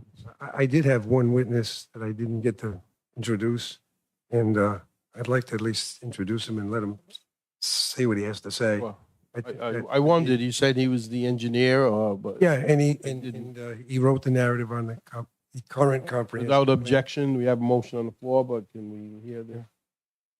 And before he comes up, I just add that in the I-1, one of the things we talked about that was allowable, just to give you an example, is the storage units. But it wasn't something that the planning board thought was the best use that could be. But, without a zone change, that's one thing out of the list of industrial. That's not, it's not going to ruin the environment that's there, but it's not the most ideal or desirable thing like housing is. So, I mean, that can be one of his options. But I'd like to bring up Mr. Hanson from Please. Mr. Hanson. Go ahead. Everything that's in this file, you're the supervisor. I haven't seen the file, so I can't speak to everything that's in that file, but just for the record, my name is Jeffrey Hanson. I'm a registered professional engineer in the state of Rhode Island and president of Millstone Engineering. Understanding the process and understanding the concerns that the council has, what this is the zone change to create the foundation for development of the parcel. If our client had thought that an industrial use was suitable for his development, then he would have proceeded with site plan review before the East Providence Plan Commission. We would have secured the permits necessary in doing so. Prior to me becoming involved in that, he decided that the most potential for development on this property was a change of the zone to a commercial use. Started with the C4, moved down to the C2. And that was negotiated and discussed very much with the Plan Commission. Again, knowing what the process is, this is the foundation for marketing the property as to what he may want to do, whether if the council were to approve it to a C2 and maybe knock some of the allowed uses out that is of concern to the council, then that creates the foundation of how this project can move forward. The next step would be, as Dominic had said, preliminary. We'd have to go and get the DEM permits for the stormwater design, protection of the Runnings River, be cognizant of all the necessary buffers to that. We'd have to get septic system approval from the Department of Environmental Management for whatever that use may be. We can't do that now because we don't know if it may be a 3-family dwelling or it may be an office building, whatever the council would approve in their, may approve in this proposed zone change. Another thing would be the physical alteration permit from the Department of Transportation for whatever traffic counts would come forth with the proposed use. But just understand that this is just the foundation of how this project can move forward. With absent of the zone change, we go back to the I-1 and whatever the use that is. We still have to go through the permitting process with the state and local authorities. But just to soften up the impact that the development would have in the area, and looking at with the protection of the Runnings River and the location along the Wampanoag Trail, the use was, the consensus was to a zone change to a commercial type use, not an industrial use. So if anybody has any questions. I want to ask a question maybe of the solicitor. The gentleman just mentioned about if we gave approval and said what we didn't want, and at what point do we do that? Where do we do that? If this is approved, isn't it? The second part, which is the actual passages of the zoning ordinance. Okay, so we would still have time to say yes and no to certain things. Correct, at the second, At the second passage, right? second thing that's on the agenda, not this. At the next item on the agenda, This first, right? and then you'd amend the ordinance to eliminate uses that you might not. Could this be passed and then we table the next item so we can look at the list? I would recommend tabling both because I think one goes with the, kind of they go. Yeah, yeah. The other question, which is, I'll get right back to I'm you. keeping my motion. Okay, the other question is, and it gets late and you have to have a little bit of an aside here. Professional engineer, do you know anything about fixing bridges? Can you help us with that? Thank goodness, no, I'm not a structural engineer. Oh, well, good, are you? Okay. Other comments? Okay, thank you for your input. So the motion remains on the floor to deny. It was seconded. Madam Clerk, you got the motion and second, okay. All right, would you call the roll, please? Councilman Fogarty. Councilman Lawson. Aye. Council Vice President Rego. Aye. Councilwoman Sousa. Council President Rodrick. Nay. And the motion passes 3-2. Thank Mr. you. Chairman. Yes. Make it clear for the record that the motion doesn't, is without prejudice and that we could return and revisit this. I would appreciate that. Yes, let the record show A that. lot of work on everybody's part here, and we'd like to not let it die for lack of Of course, nobody objecting to it tonight. So right. if we can come back and the same atmosphere exists and there's assurance that people are not going to harass people because you voted for C2, I'd like that opportunity for my client. Sure, without objection, yes, Councilman VP. Formal vote on. No, because it's a legislative act, so it's always, it can always come back. It's not. So the record will show that this vote was done without prejudice to the application, and you come back at any time I would ask that either you table or vote on the second one. on the second one. Okay. Motion to table. Oh, does the clerk need to read that? Read the. Yeah, you should read the heading of it. An ordinance and amendment of Chapter 19 of the revised ordinances of the City of East Providence, Rhode Island, 1998, as amended, entitled Zoning. Summary, petition for zone change from I-1 to C2. Petitioner JAG Properties LLC.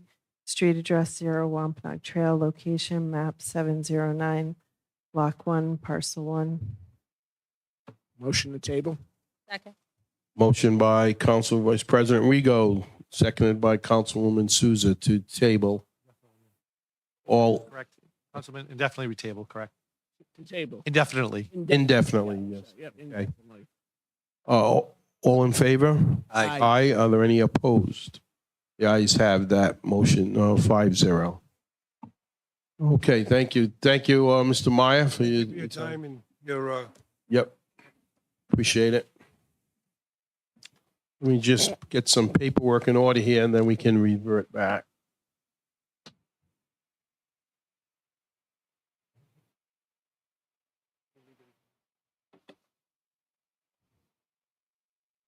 Okay, Madam Clerk, you want to resume the regular order of the docket? Under consent calendar, you have the option to add proposed meeting date to July 9th, 2024 to the city council annual calendar. I move passage of meeting on Tuesday, July 9th, 2024. Motion by Council Vice President Rego. Is there a second? Second. Second by Councilman Lawson. All in favor? Aye. Aye. Any opposed?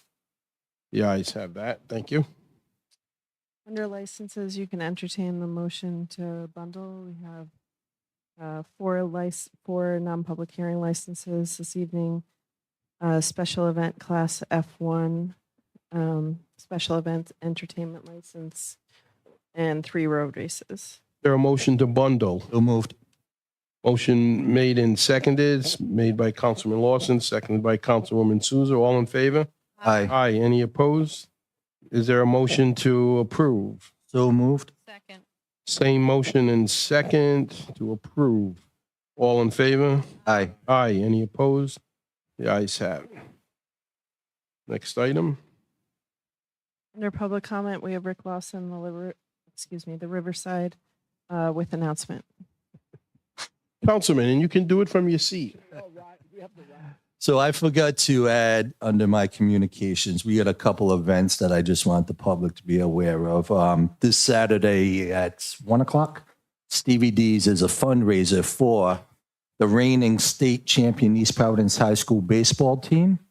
I welcome everybody. Come on down to Southern EP, enjoy a nice steak, support champions. And the second announcement is on April 27th, Saturday morning, 10 a.m. We are having another Ward 4 Town Hall. Myself, Council President Rodrigues, Jess Beauchene representing the school committee, and all the state reps, Senators Loria and Brito, as well as Reps Boylan and Dawson will be there. The last one was well attended. To me, there's nothing better than face-to-face talking with constituents, so you get where they're coming from with things like these zone changes and stuff like that. This isn't my personal, this is feedback from constituents, and these town halls are a great way to hear from these constituents. So everybody is welcome. April 27th. It's not just Riverside issues. I'm sure people will be having questions about, our state reps, different legislations going through and stuff. So that's my announcements. Thank you, sir. And we have Next item. Nancy Hill speaking on Earth Day. Welcome, Nancy. Any day now. Just kidding. I didn't say anything. I said any day now. Okay.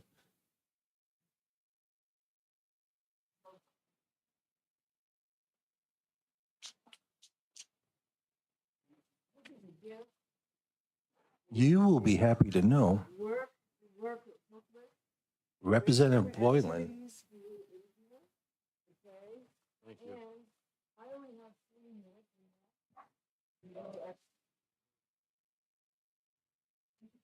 Thank you.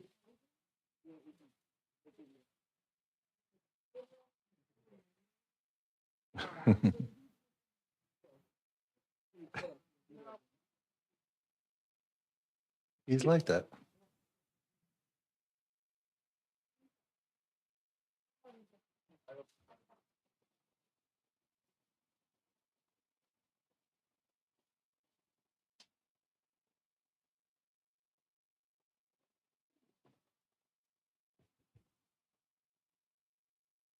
Nancy Hale, 889 Bullocks Point Avenue, speaking on Earth Day. But before you guys have a chance to read the things that are in your folder, okay? Most of this is from the Audubon Society that I've collected. I think all of it, maybe. So I just want to read this note that I wrote while I was waiting to speak. About a year ago, I started coming to city council meetings, and this was also when I first made a phone call to Rick Lawson. any event, over the year, I have learned a lot about our city council, and I'm grateful for all of our extremely dedicated, experienced, and well-qualified city council people. With President Rodrick's capable of keeping an even keel, most all the time, even under some extraordinary situations. Vice President Rigo, quite frankly, with a great deal of basic common sense and excellent business acumen.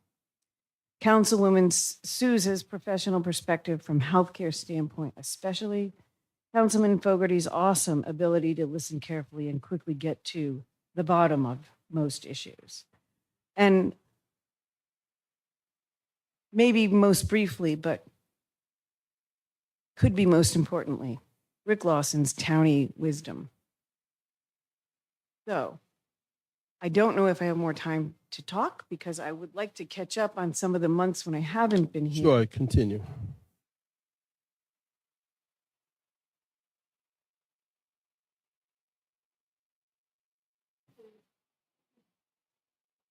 This is just a quick recognition of Women's History Month. I think that was last month. And this is a book called Silent Spring. It was written by a female scientist named Rachel Carson. This is an old book. In fact, I'm going to have to look at the copyright because I'm pretty bad with numbers. Copyright 1962. And this is a book. I'm going to read, well, I don't know what this is, the prologue or whatever this is in the beginning. I am pessimistic about the human race because it is too ingenious for its own good. Our approach to nature is to beat it into submission. We would stand a better chance of survival if we accommodated ourselves to this planet and viewed it appreciatively instead of skeptically and dictatorially. So this scientist named Rachel Carson lived in California, and I think it was during World War II where DDT was used, I don't know, in the war for some reasons. But then they learned they could use it in agriculture and on all kinds of places to reduce mosquitoes and other insects, I guess. Well, this woman noticed that the birds weren't the same and eventually noticed that the eggs were kind of had soft shells. So that the DDT was impacting not only the insects, the mosquitoes, but everything. The DDT doesn't break down. DDT has been associated with certain brain dysfunctions, learning disabilities, but most importantly, a direct connection between DDT and breast cancer. I don't know everything about DDT, but it does get into the environment and it doesn't go away. That's the problem with DDT. So that's catch up on Women's History Month. Now, I'm wondering, President Rodricks, would you begin to read the things that, I know it's a mess in there, but if you could read the things, I think in your folder, the red dots, and there's a big piece of paper that says, I think you're supposed to start with 90. Oh, you are? Oh, there's some overlap because I wanted repetition because repetition is the mother of learning. I'm 80, but can I suggest? No, this? you have 4. I want you to read yours, especially yours. And I'll sit down because then my Green 3 red minutes dot. is. This? I know you can do this. You asked him to read and now he's all confused. Oh, well, you spelled my name wrong, that's why. Ah. That's okay. Nancy, I do believe DDT is outlawed now, right? Yeah. Yeah. This paper, I only take paper. I get the emails being a veteran that PFAFs that they used on base for like firefighting and stuff. We used to do some crazy stuff to the environment. Okay, I'll do this quickly, and then seriously, I don't want to move the meeting along because it's getting late. Attend town meetings held by local officials in your area. Okay, these are recommendations from the Audubon Society in a folder called Earth Day is Every Day. And these are Just some the of them. yellow highlights or the whole thing? You have, I think, 4. I do.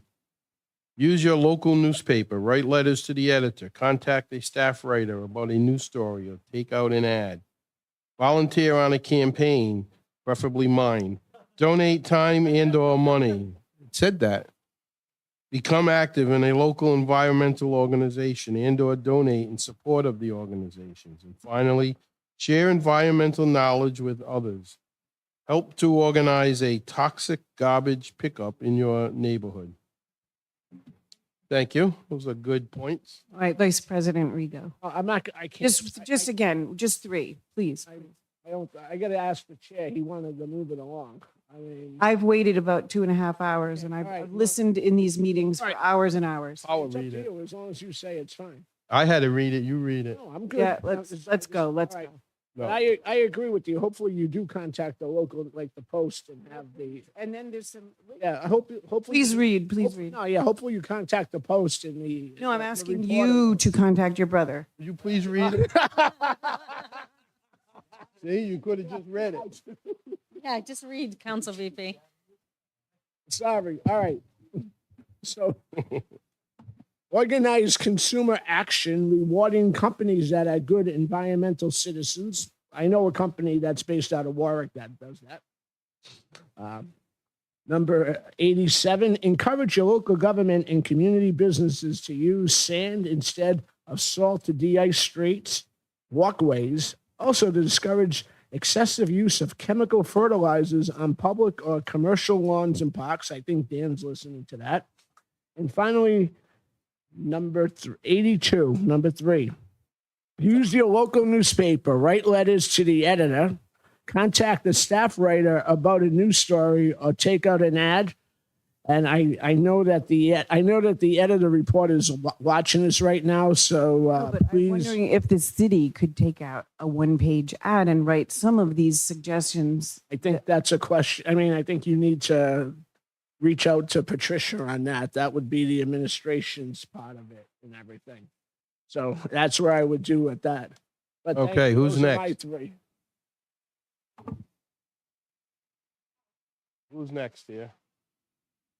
Well done. How about Did you Anna wrap up? Souza? Thank you. Councilperson Anna Souza. Thank you. So mine speaks to spring butterfly. So it's peak, one peak in butterfly watching is April and May. And when the temperature consistently reaches 55 to 60 degrees, a requirement for the butterfly activity. Species that are overwintered localized, such as mourning clerk, spring azure, and eastern comets, are readily found in the early spring. And you also can hold up the picture on the back of your folder. Yes, I actually had it in front of my computer. Beautiful. Butterflies are amazing. So plant flowers that are promote butterflies. Hey, Rick.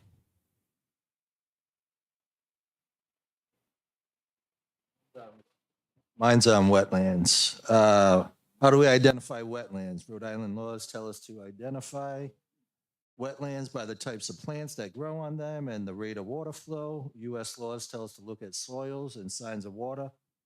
Scientists tell us to look at groundwater, very important. The lay of the land, plants, soils, animals, and the interaction among all these factors. I'm not going to read this all, Nancy, because there's a lot, but I fully support protecting our wetlands, absolutely. And if I could utilize my position on this council to be more ecologically friendly, I'm all in. I believe in preserving our open spaces. I believe Less protecting plastic. our ecosystem. Refuse to use plastics. Now, on that note, and this will be my final 2 sentences, I would like the city of East Providence to find some ways to reward restaurants that are using recyclable containers and like the straws that I passed out, which are made of paper rather than plastic. And I think we can reduce some of the plastic litter, which is already happening at Honeydew down near the carousel. They require the customers to ask for straws rather than just give them out. And also, they are required to put the plastic lids on the coffee to prevent them from being sued for, coffee spills, right? So if you can do it, if you cannot spill your coffee on yourself, maybe you could ask not to have a plastic lid. Or you could bring your own mug container. That's really, I think, the best. Discounted. Okay, cool. Thank you, Nancy. Thank you, Nancy. And Nancy, I'm not Appreciate- sure if you're aware, but the city does have an ordinance where we banned plastic bags in the city years ago. That was one of my first ordinances that I did. Sure. Mhm.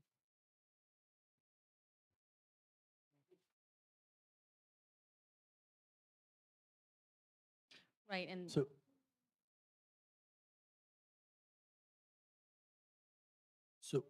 So Nancy, April 27th, Representative Boylan, she has a bill regarding microplastics at the State House. So she'll be a great person for you to talk to.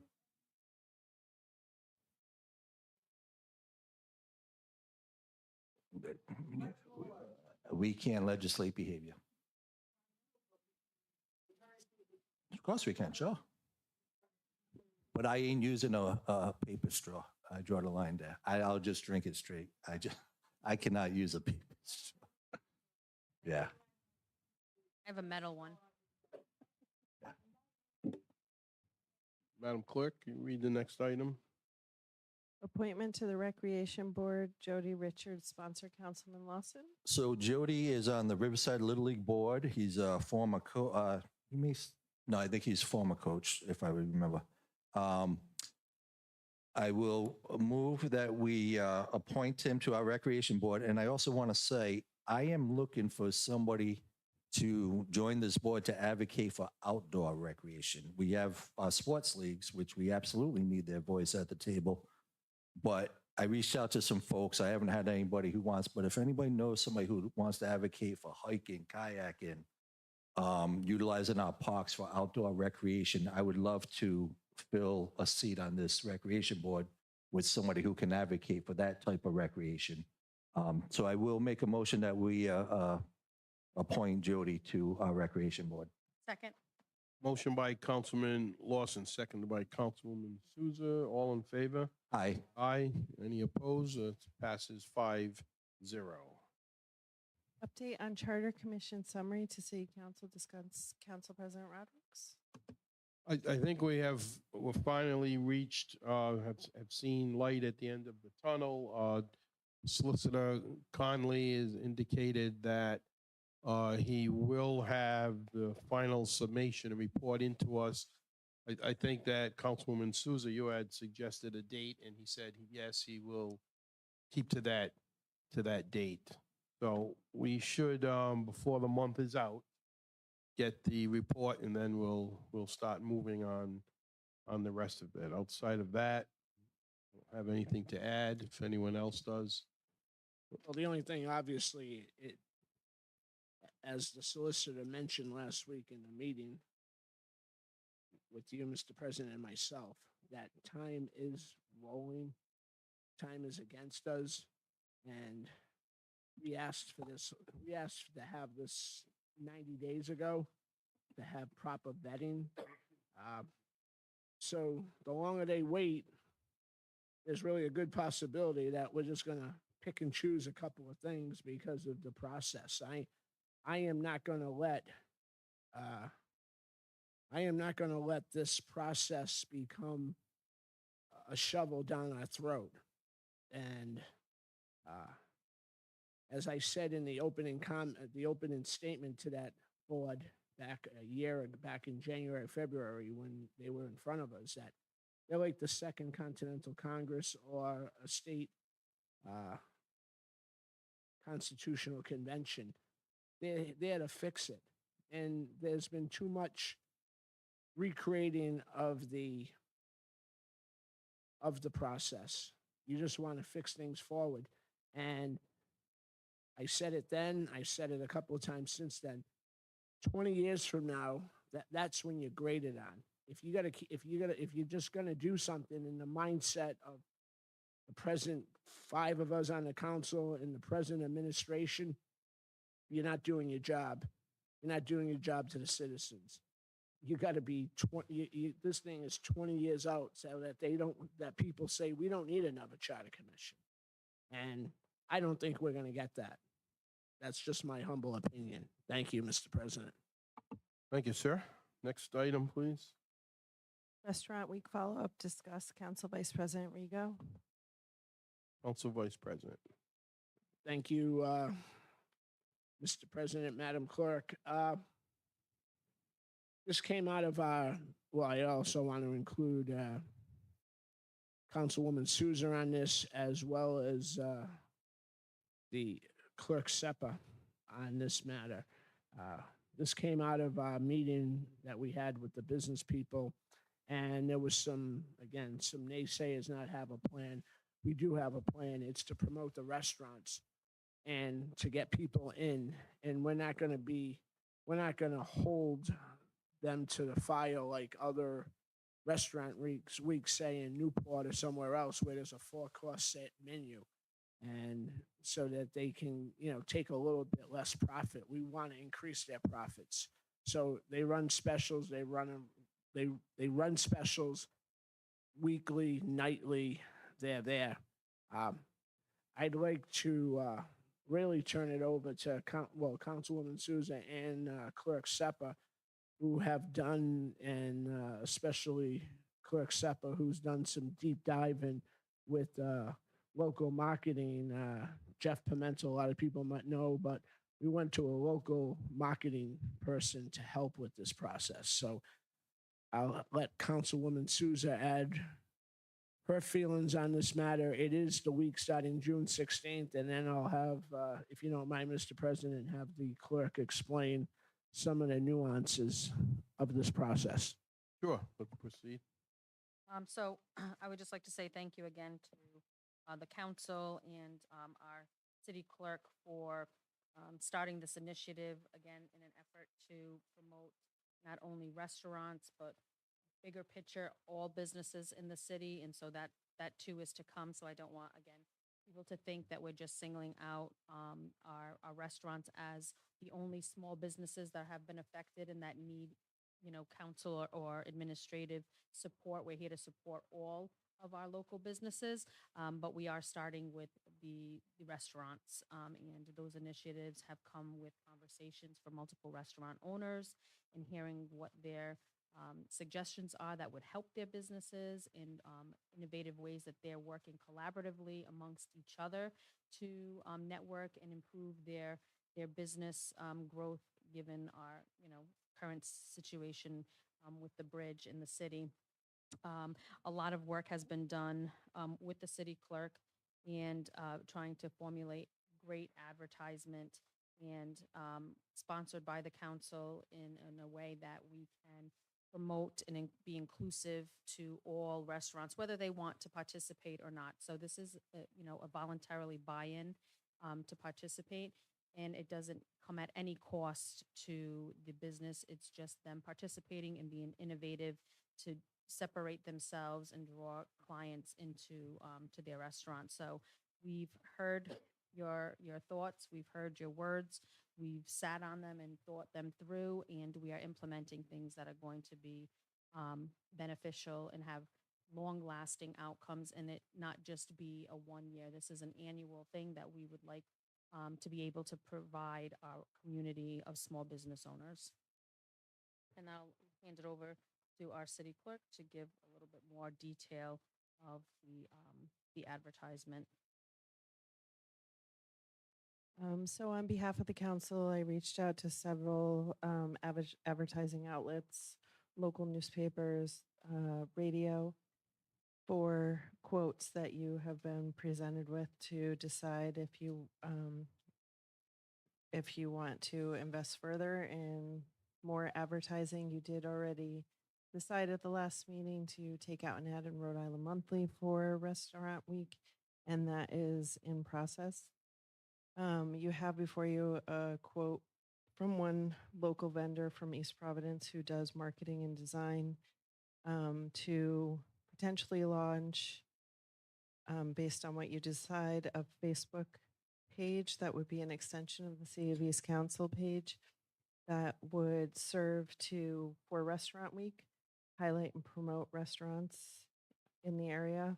And then one idea that was presented at the last meeting was to then, on a weekly basis, promote different sectors of businesses in East Providence. For instance, there could be 1 week of professional service promotion, and there could be 1 week of, say, nail salons and hair salons. And then, so each week could be broken down by different segments of business. You also have the option of doing web development. And this one marketing person presented a logo design, print ad production, and assistance with radio spot development to sort of brand small business, promote East Providence small businesses, as well as starting off with Restaurant Week. And so there's several options that you have before you to discuss. Thank And I think you had originally spoken about maybe, so you had money from the public celebration line. And then I think you had spoken at the last meeting about digital placemaking and money from your placemaking allocation for these items and what you decide. That is correct. Thank you. So just a reminder, this is not a vote for anything tonight. This is discussion, This is bring an update, I think, an update. Yeah. again, where obviously we have a limited scope of what we can do as far as helping people. There's a lot more help that we need as far as business owners and everybody in the city in general, but show that we're working in collaboration with the administration and we're working, doing our part. Everybody does their part, that we're working to keep East Providence as vibrant as possible during these unprecedented times due to no fault of anybody in this city. I think it's important that we listen to those people and we have the options. Again, there's always naysayers out there saying that we had nothing. We're given something. And I've had friends. I have a friend that sat 12 years on the Narragansett Town Council and called me this morning and said, "You guys," he goes, "I know you get blamed for everything from the bridge, and we get blamed. That's the politics of being in an elected position in councils." And he goes, "What you people are doing, it takes a lot of guts, and people should appreciate what we did." And that came from a 12-year member of a Narragansett Town Council, a very good friend of mine. He doesn't give out compliments to Clifford. So I want to commend the four of my colleagues.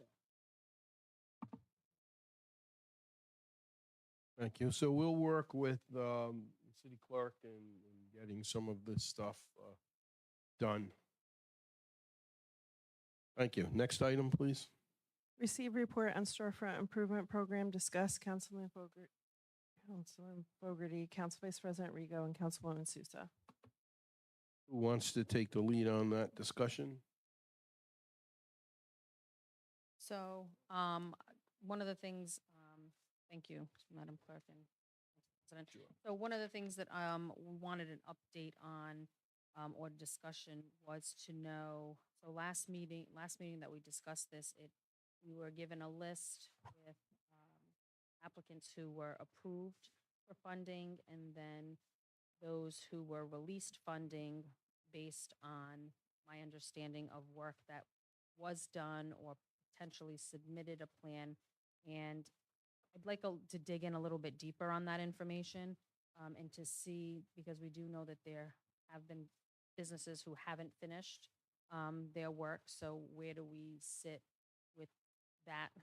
What are the barriers that are keeping them from finishing the work? Have they withdrawn from the work completely? And what is the city's policy on any funds that are recuperated? Because, there was a business that I saw on there that no longer is a business, and we've given out tens of thousands of dollars, and then we've essentially lost that when there's a waiting list of businesses who probably have used that money, implemented something, and been still in business in the city.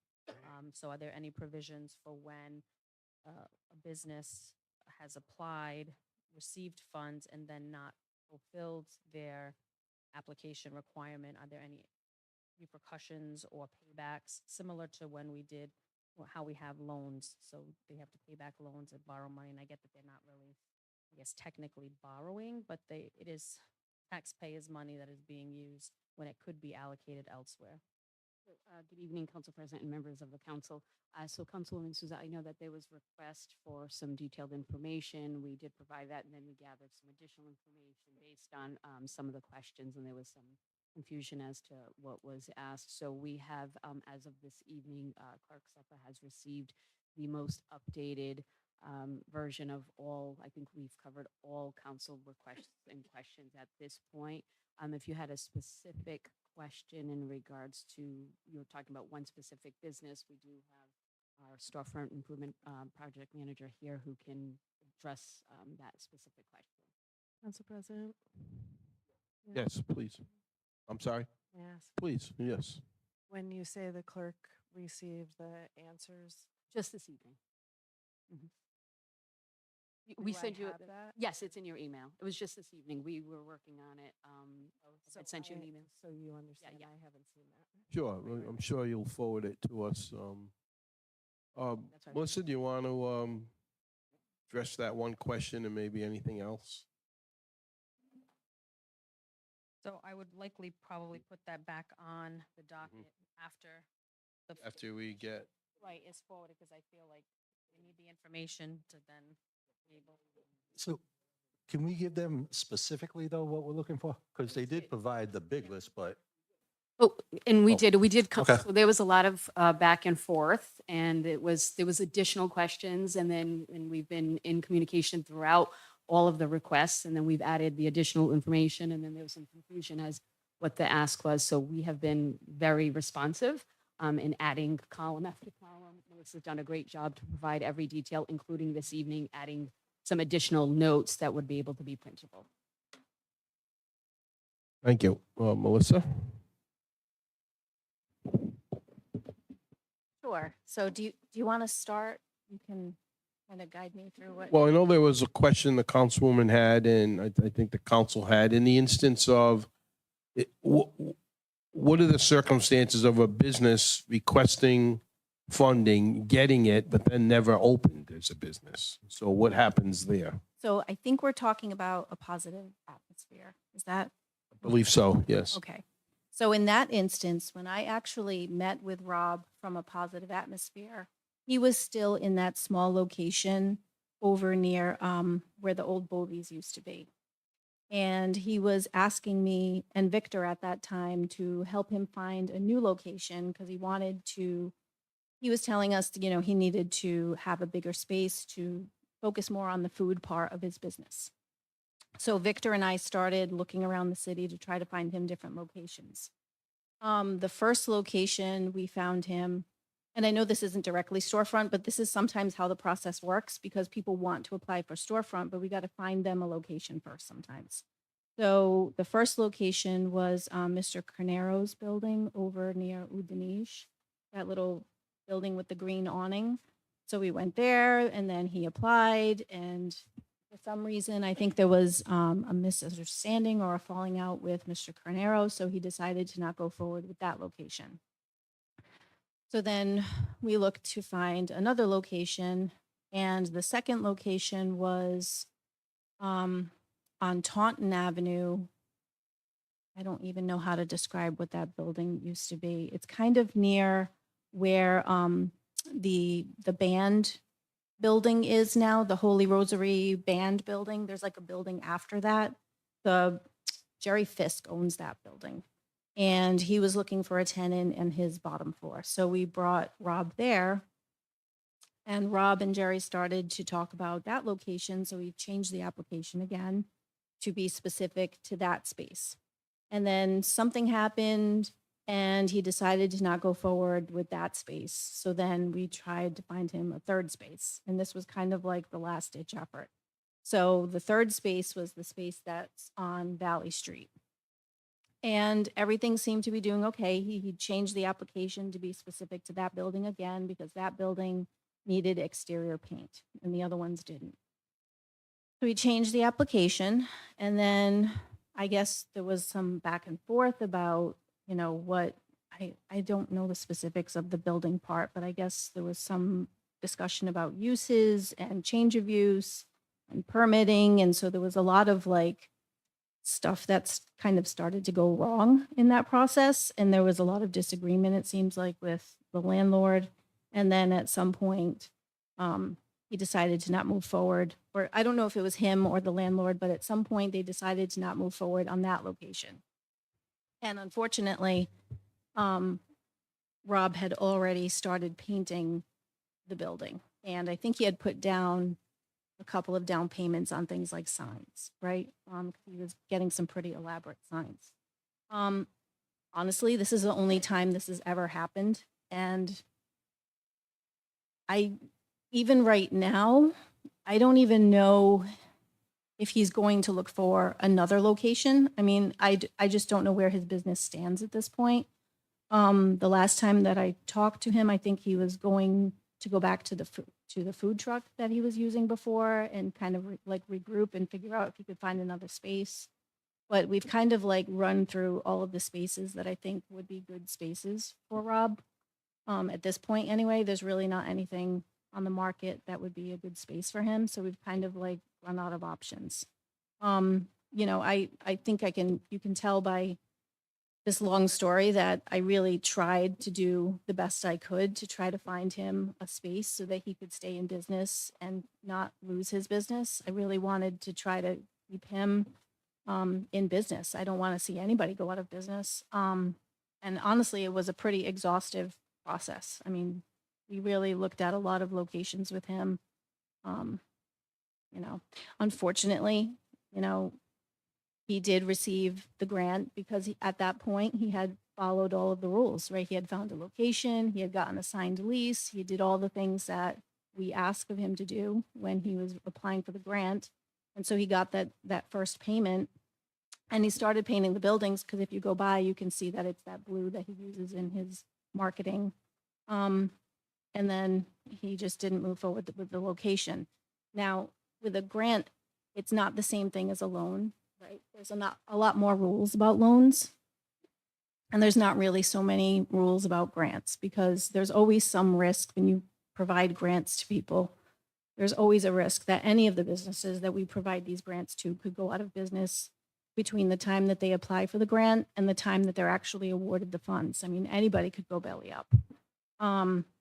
So I guess there's always inherently a little bit of risk when we're providing these funds to businesses, especially food businesses. I mean, food businesses are especially risky. So Did he get the full amount of the? no, he got half of the amount. And if you go by, so honestly, to try to be okay with it, I've said, well, at least the building looks better. It's fresher. It probably makes it a little easier for them to get a new tenant because the building looks a lot better than it did before. So it's not a total loss to us as a city because at least there have been some improvements to the building. And I do think that it would make it easier for them to get a new tenant.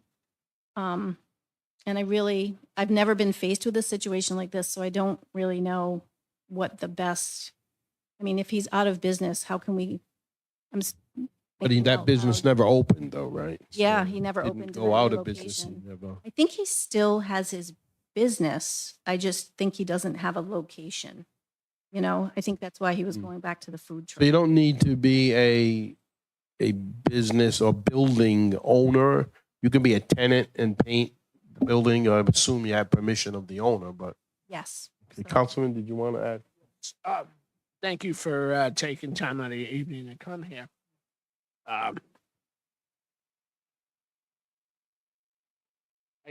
Again, maybe I'm wrong reading the criterias from before. That I guess technically he was an actual business, but with all those multiple moves, there really wasn't a firm location. And So technically, yeah, he has a business, but by going from Taunton Avenue, from one part of Taunton Avenue to another part of Taunton Avenue to another spot to finally Valley Street, it's like 4 hops.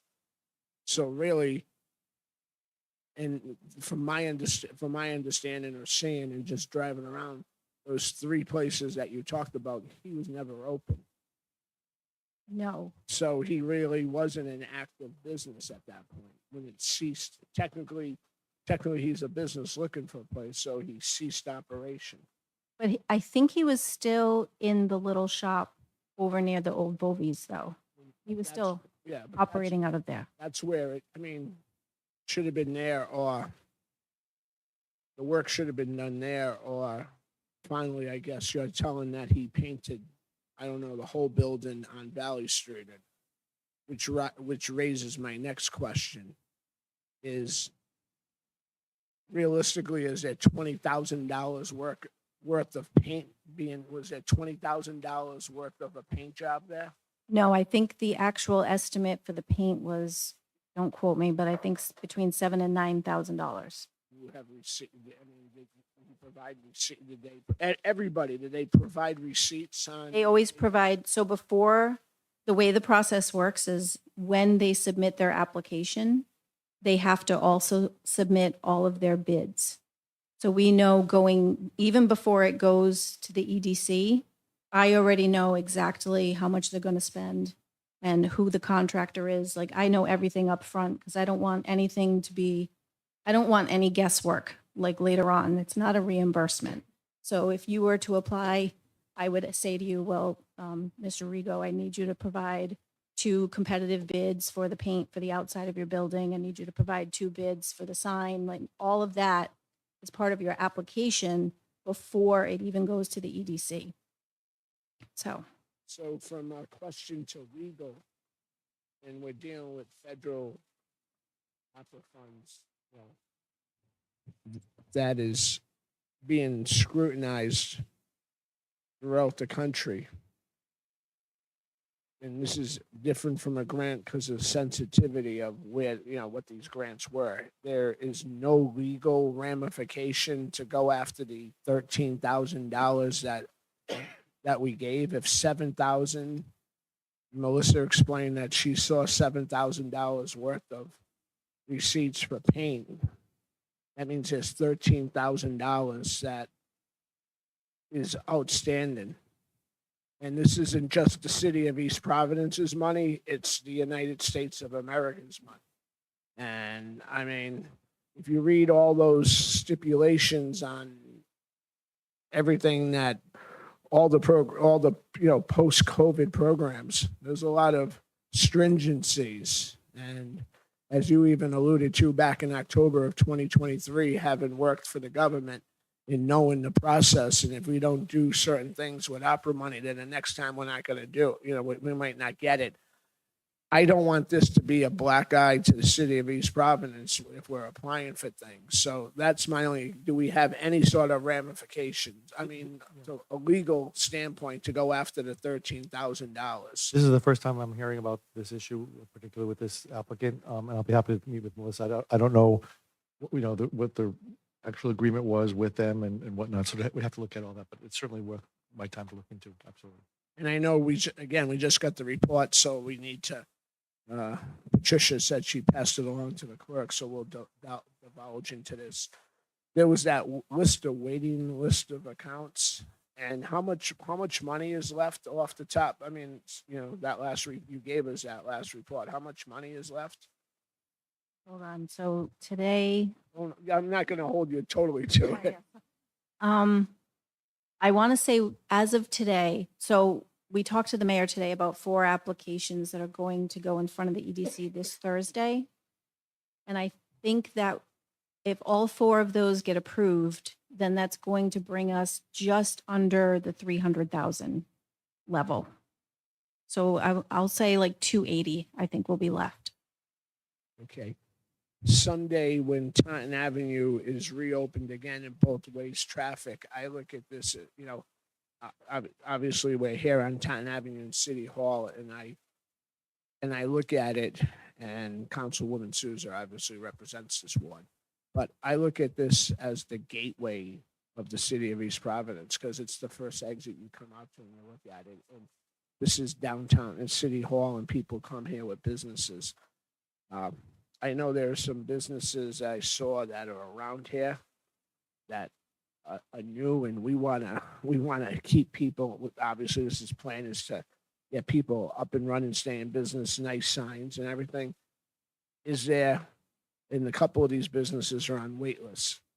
Have they been approved? And they weren't asking for a lot of money. I think at this point in time, if we gave somebody $5,000 or $10,000 for a sign, for a nice awning sign, that they can get it done, and it will spruce up this part of what I'll call the gateway to East Providence. Yeah. Are there any that you're specifically talking about? I'm always terrible with the name of the place. I went to the grand opening. They were really nice people, and they're working hard. It was like right across the street here. It's like a spa type place. Oh my God, I'm terrible because Is it the heel room? I'm not a spa-y type person. So Is it the, the heel. is it like a yoga place? Yeah, it's that heel. Yeah, the Okay, heel room. she's one of the applications that's going in front of the EDC on Thursday. Oh, that's good. 'Cause, I mean, the drip guy. Yeah, that will help because I know she's trying, and Yeah. someday when I get serenity now in my life, I should probably go there to healing room more often, but I just, I know that woman, she really impressed me for trying, and then she has a grand open, and she has it on a Saturday, and on that Monday, that's when the bridge closed. So Yeah, no, totally. So she's one of the ones that's going in front of the EDC. So Taunton Avenue is tricky because it's not technically one of the census tracts, but the mayor and I have been talking about maybe making some shifts in Storefront to try to accommodate those corridors that are really being impacted by the traffic that's kind of backing up everywhere. So Taunton Avenue is kind of like one of those streets where things are getting kind of tight, and parts of Broadway where the cars are just like backed up sometimes for like 2 hours at a time. We're going to look at trying to expand Storefront to the businesses that are on those pieces where there's a lot of traffic, because we think we should try to do something to help them out.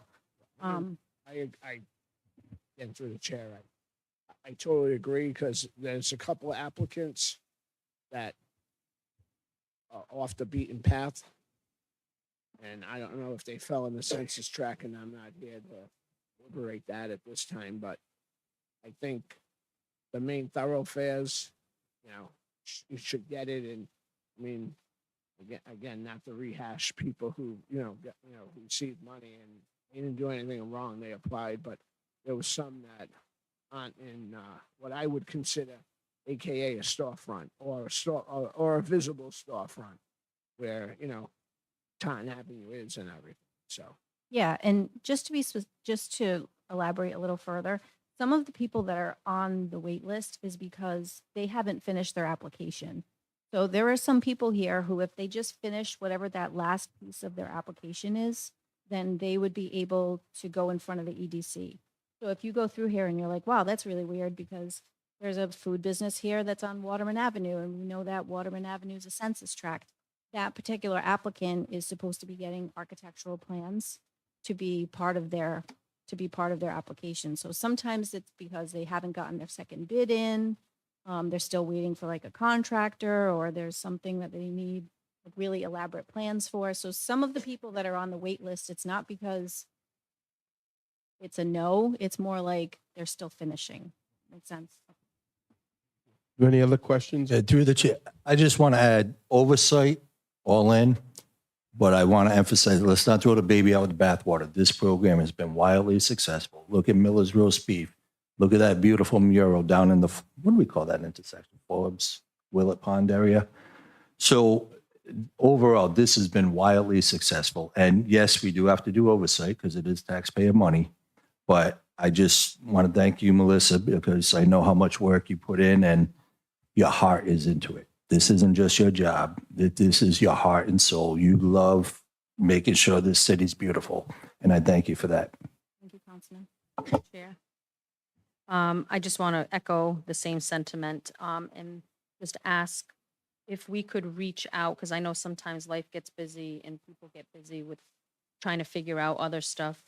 And I'm sure you probably do this, but with new applicants coming in, sometimes those people who've been on the list like a year or two, not that they got forgotten, but they do, like anything else, like an email, right? It just gets pushed to the bottom of the list because you're working on so many things. If there's a way to, and I'm sure you might already do this, so I'm probably speaking out of place, but if we could get back to them and see what other helps they can, just remind them if they're still interested that the city is here to help with the extended funds that we have, still 300,000. I mean, there's enough for everybody.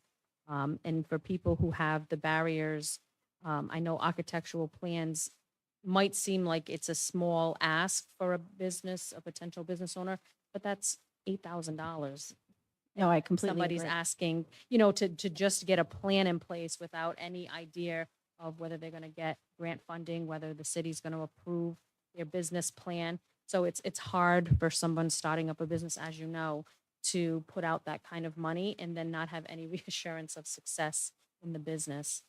So I think that's a piece maybe that we can consider helping with that process. Yeah.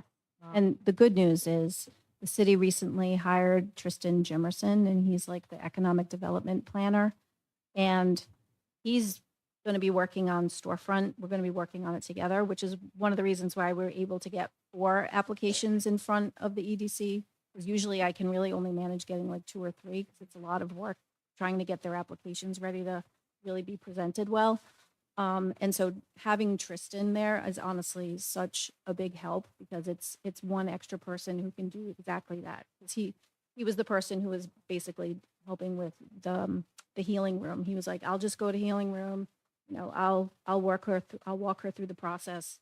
So having that extra person in the city is definitely going to help the process and the program be more successful. So I'm looking forward to it.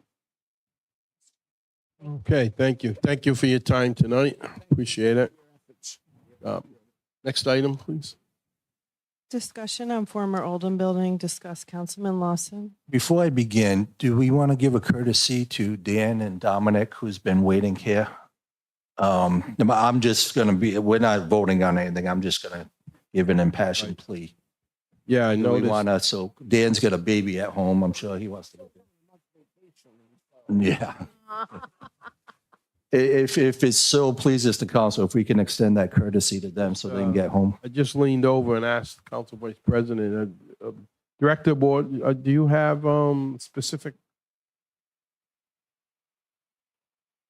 Do you want to talk about the Sabin Point boat ramp? Sure. Well, without objection, why don't we do that at this time? Any of the resolutions they need to speak on? Yeah, I was looking.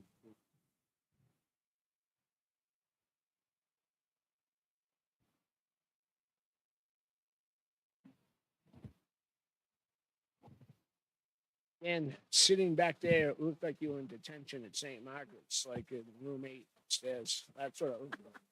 I don't remember where that room is, but Oh, you were there a lot. No. no, can't say it was. I would like to just mention that Sabin Point is part of the capital project's presentation, so I don't know if we want to wait until the presentation or if you want me to give an update now. If you guys want to do that, it's totally up to you. I will say there was a docket item that didn't get put on that I had requested. And it was just the flags along our parade route that's our heart and soul down in Riverside. Is that going to happen? Yes, Thank you. every other year. Yeah. Because we're alternating with the center of the city. If you guys want.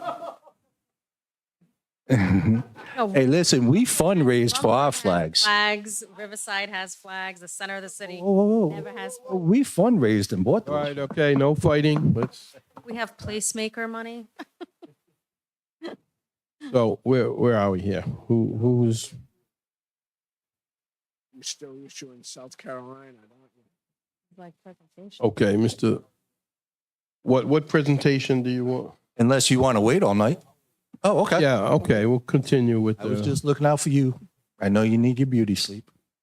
so we're on item 4, discussion of former Olden building And discussion. if it's okay, can I combine it with my the speed camera stuff too? Because it's kind of all the same theme. Sure. All right, so this is just my impassioned plea to the mayor that we move forward on getting this former Oldham building the envelope. We allocated 8 months ago money for a roof, door, and window. Based on community feedback, based on Councilman Fogarty and I were at a Riverside Renaissance meeting, there is a lot of support to keep this building city-owned property, not sell it to developers. And unless there's 3 votes to sell it, I think the prudent course of action is we utilize the funds while they're available to address the envelope. We got the feasibility study, but that's going to dictate what type of business incubator. We don't need a feasibility study to tell us that it needs roof, door, and windows. You can drive by and see it. I post pictures on Facebook. There is so many uses for this community space. COVID isolated us. We have an opportunity to bring it together. Think about these kids that, down in, and let me just kind of point something out here, because we look at our schools and, down in Riverside, we are crushed in. And this, Francis is at 383, Hennessy 250, Kent Heights 249, Orlo 239, Silver Spring 239, White Neck 227, Waddington is at 533. There's a lot of kids that could benefit from a community space down there. Now, I get we're building a new building. I thought we had negotiated to build a rec center. It sounded more like a workforce development focused thing, which we got 13 schools. We got this building with classroom space that it seems a little nonsensical to me that if we're not building a rec center, why are we building more classroom space when we have this? Because if that money was put into this building, we probably could have built the pool, because you already got the envelope of the building. Some of the community uses we could do for this building is you got the indoor court for gym, which Council President Rodriguez and I riding around with the mayor, he was so excited about utilizing it for indoor recreation. The interior space, I know most of you haven't been in there, but the front part, there's about 8 classrooms. Those classrooms could be used for, we saw a cultural building design that they wanted to spend $1 million to build at Hunts Mills. We could put those in this building. Ona Moniz has her stuff. Eddie Sarawik with the carousel stuff. We could do a computer lab because believe it or not, there's a lot of people that can't afford internet in their home. We could be providing a service like that. In the interior, there's room. We could have a small theater. We could lease it out on the weekends for indoor flea markets. I believe the Providence Flea started that way. The grounds, I've already had Chrissy Rossi. She wants to write a grant to build a community garden. I think it's in the perfect location stuff. There is so many community benefits that we have money to get this project going. And I just don't know how much more I can try to plead with the mayor to get moving on this. I understand he's trying to save money. I get that. But unless there's 3 votes on this council to sell the building, it's kind of nonsensical because the opera funding, there's a time, there's a clock.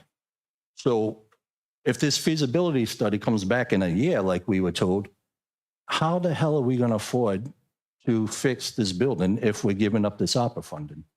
So this is a plea. I'll be talking about it at our meeting, April 27th as well. And again, this isn't Rick Lawson trying to push. This is me listening to the community. There are so many positive things that we could utilize with this building. All it takes is the willpower and some leadership. And that's my impassioned plea. And it ties in with me talking about the speed cameras for our school buildings. Last budget, we were talking about foregoing putting a boiler in an elementary school. That did not sit well with me. It did not sit well. The reason is you sit in these school budgets, they are hammered. Transportation costs went up $1 million. Benefits, salaries, contractual raises, our special needs population, they need attention and they need support. Our school department, they have so much funds to handle all this that little things like some maintenance on some of the, and I'm not criticizing them. They do what they can with what they got. But if we can provide a solid source of funding to maintain our properties, and it's just, to me, this school camera money, it's in school zones.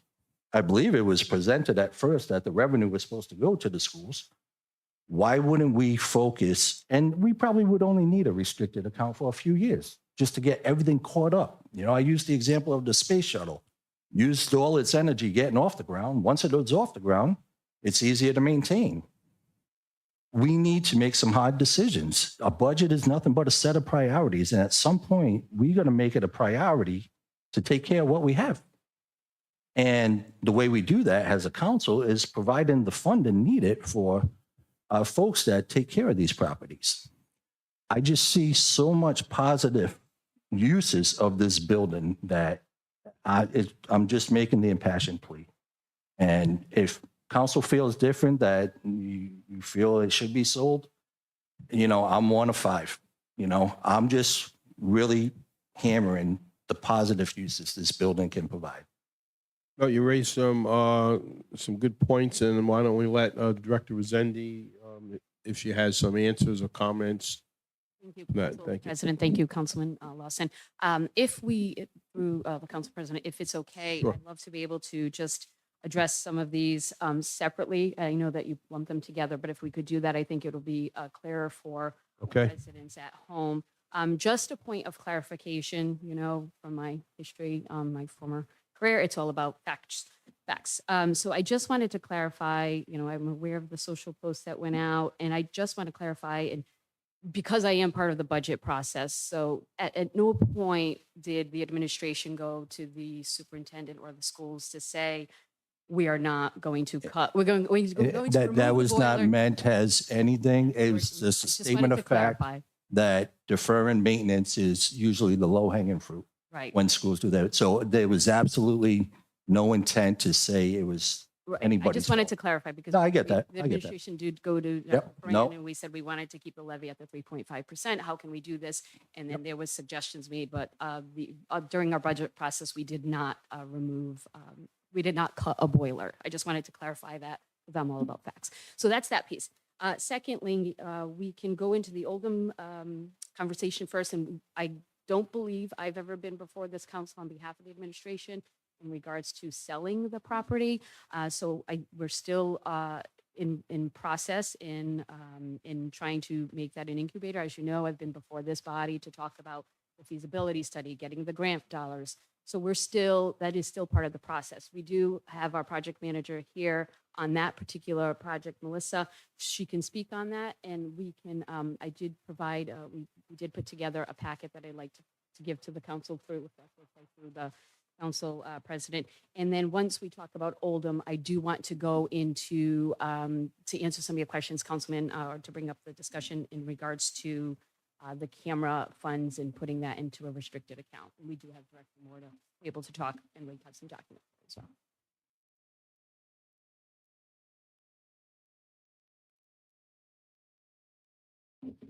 The big one.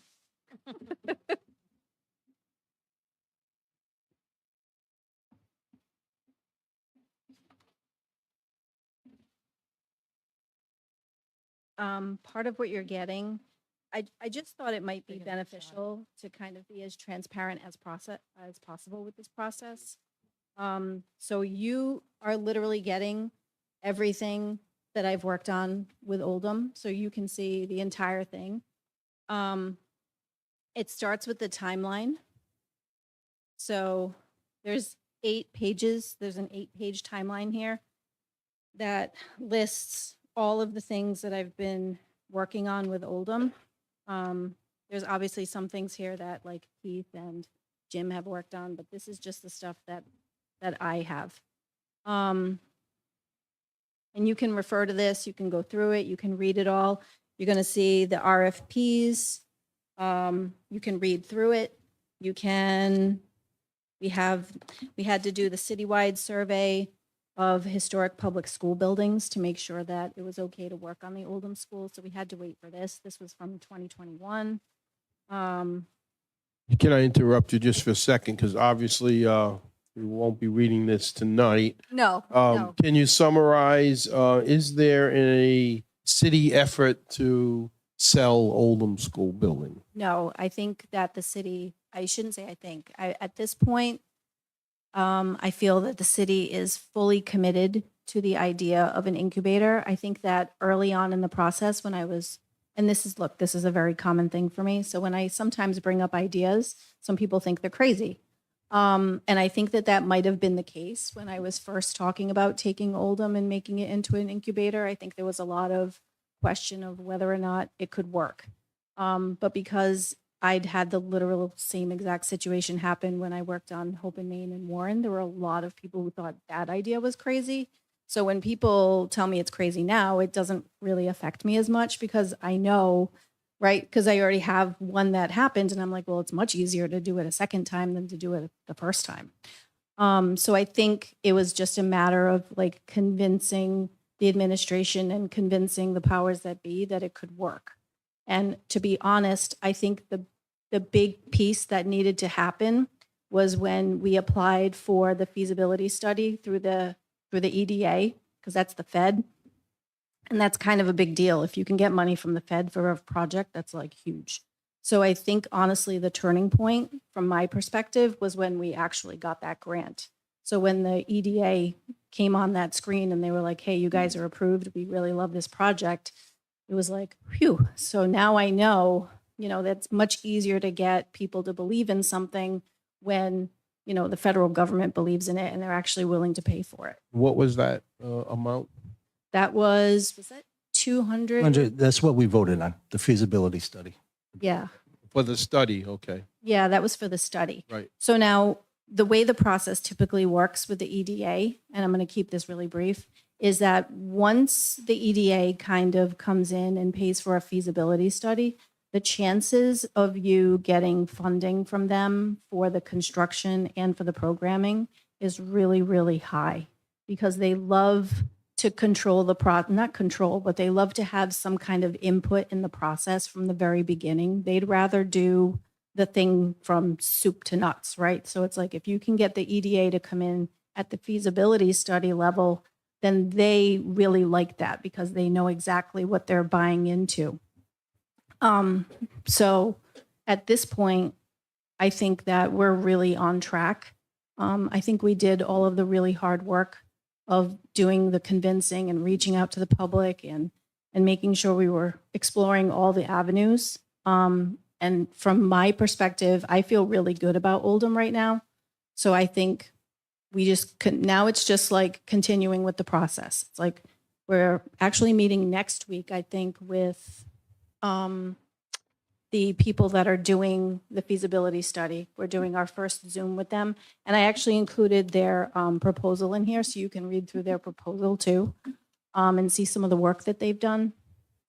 They're a really great company. Why is it going to take them a year to do this study? I don't know that it will necessarily take a year. I actually think it'll take less time than that. The more meetings I've had with Commerce, the more that I'm seeing that it's going to take less time. And part of the reason why I think it's going to take a lot less time is because Commerce has already done a lot of this kind of research. So when the firm that we hired, NVA, New Venture Advisors, when they come in and they start talking to the state's not going to sit there and be like, I have no idea what you're talking about because we already have a state plan with Commerce. So that process is actually going to, I think, move a lot faster. And the advantage that we also have is that it's Rhode Island, and Rhode Island is so small. So it's like, well, who are they going to talk to? Well, they're probably going to talk to Hope and Main, right? So, and it's like, so it's a kind of like a small pool of people that they really only kind of have to touch base with. And all of those people are already people that I've talked to that like the project, that want to be involved with the project. So there's not a lot of uphill battles for them. And so I'm hoping that it's more of like a 4 to 6 month process for them and that it'll move a lot faster. But this entire building is not going to be all the incubator. No, not necessarily. So why are we not moving forward, button it up so we can, the indoor recreation part, the classroom space in the front, Yeah. That's the part I'm not understanding. Why are we not moving forward? As far as I know, I had talked to Tony Vieira, the one that works in buildings, and he put a scope of work together. I think Dan's here, so he could probably speak to that.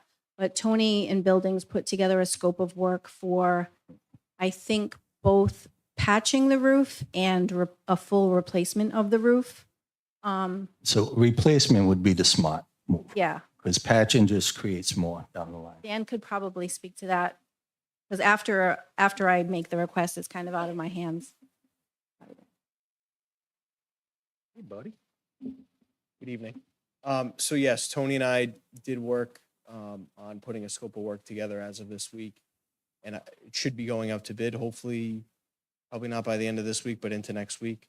We should be going out to bid to get a price to replace the shingled roof on the front portion of the building, as well as getting an idea of what the flat roof would cost to replace, seeing that it's probably close to its end of its useful life as well. So And we don't want a flat roof. I'm sorry. We don't want a flat roof. Well, no, but we have one, so we're gonna keep the one in the back flat, and we'll I get it. the one in the front will remain the same. So, yeah, so we are working on the scope of work was finalized this week.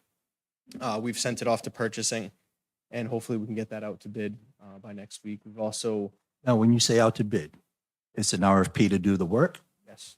Okay, it's not an RFQ or all these, it's, This would be an RFP okay. to do the work. Yep.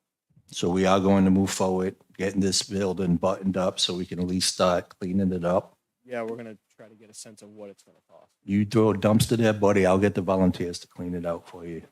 So y'all guys don't have to. Cleaning the inside isn't the problem. It's the cost of the roof and windows and everything else. So we're working. I'm, on the pricing for that. And I'm willing to advocate for that investment. So we've sat, Tony and I met on site. We took an inventory of all the rough openings and all the windows, trying to get a sense of what the building will need for windows as well as door replacements. So we are in the process of trying to put together a scope of work for that, get a sense of what that will also cost. Can I interject? So would you say the overall plan is starting to come together in terms of there is movement forward on incubator process? The gymnasium is most likely can be utilized for recreation, gymnasium, open space. It's not going to be divided into some other use.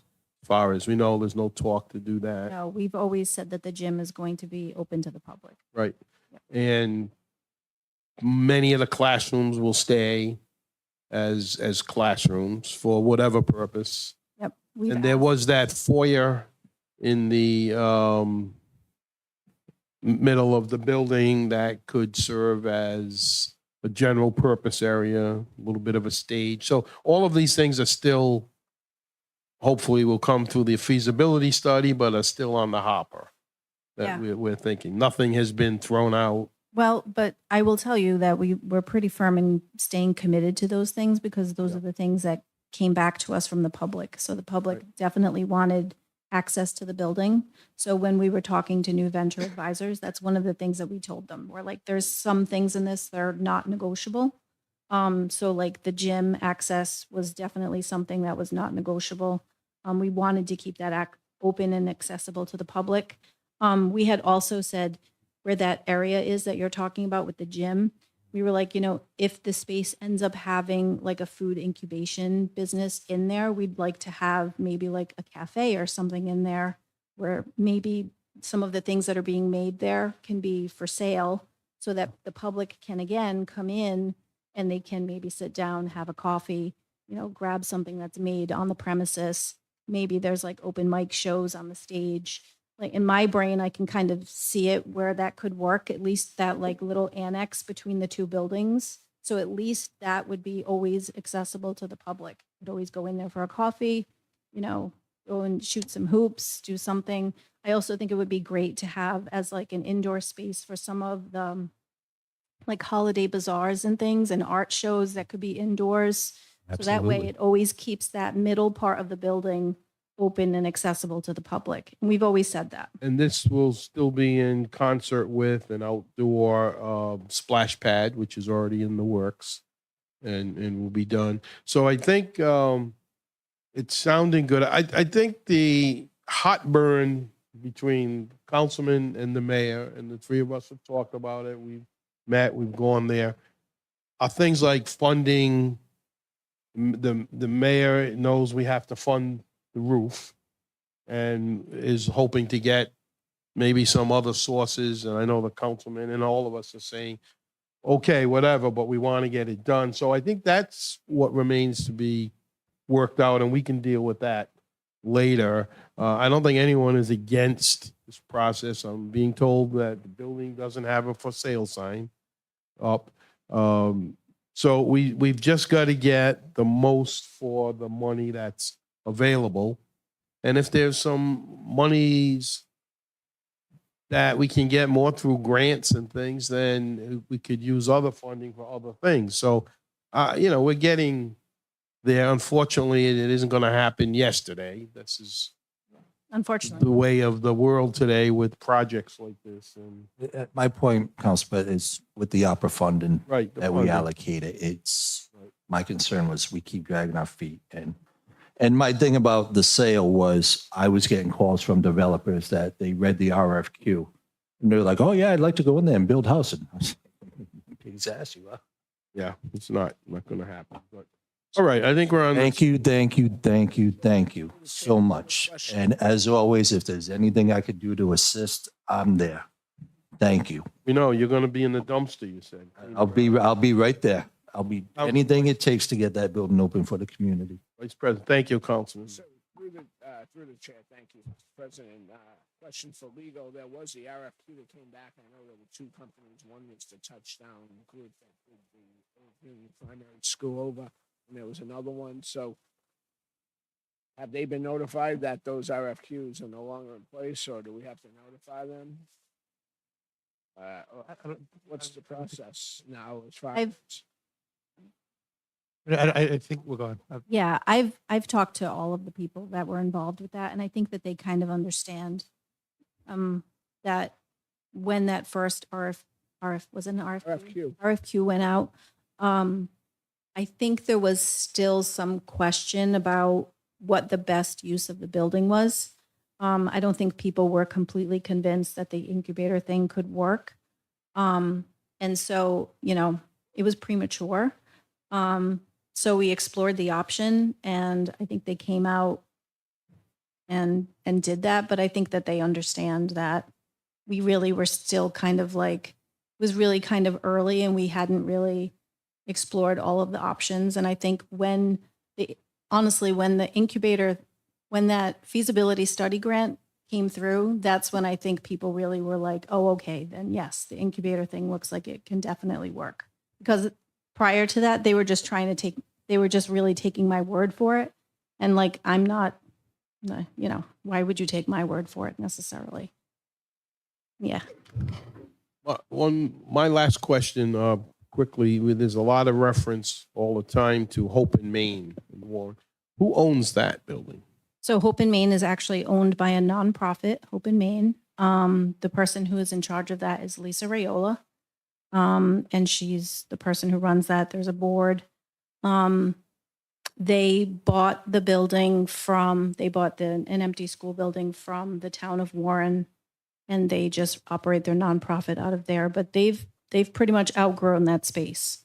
And Melissa, the difference is they are just the business incubator. We're looking for a community space in the business incubator. So that's why it's important the city hold on to that property. Why would you need a gym when you're cooking? Yeah.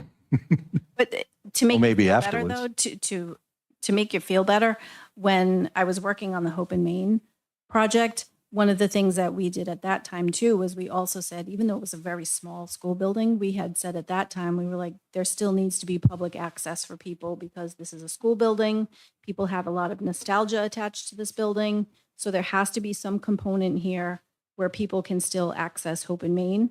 And so Hope in Maine, as you've seen, they have like public markets. Yeah. they open up that, they have that like main classroom that they open up that anybody can rent and use for a special event. So they stuck to that. So you can, as a municipality, make those demands and you can make them happen. And that was a much smaller space and a much harder thing to ask them to do, honestly, because they were so, the space was so tight and they still did it. So I don't see why the same couldn't happen with Oldham. It would honestly be a lot easier. Okay, thank you. Could we go on to the Sabin Point discussion, boat ramp? I believe you wanted to. Okay, because that was next on the, we can skip that. Actual council president, if it's okay. So unless the councilman doesn't want the update. No, that's fine. We were talking about the cameras and the restricted account. Okay, So I do have Director Moore who can talk about that. He does have a document to pass out to the council and to the solicitor. So, okay, proceed with that.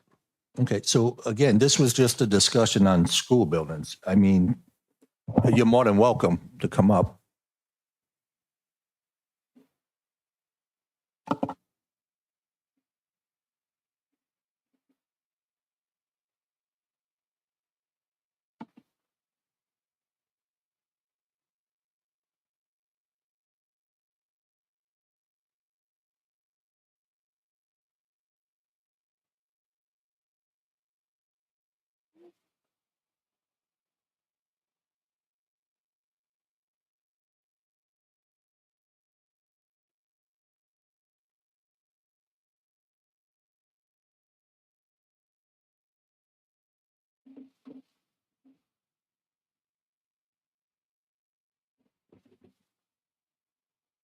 I was asked, can you hear me?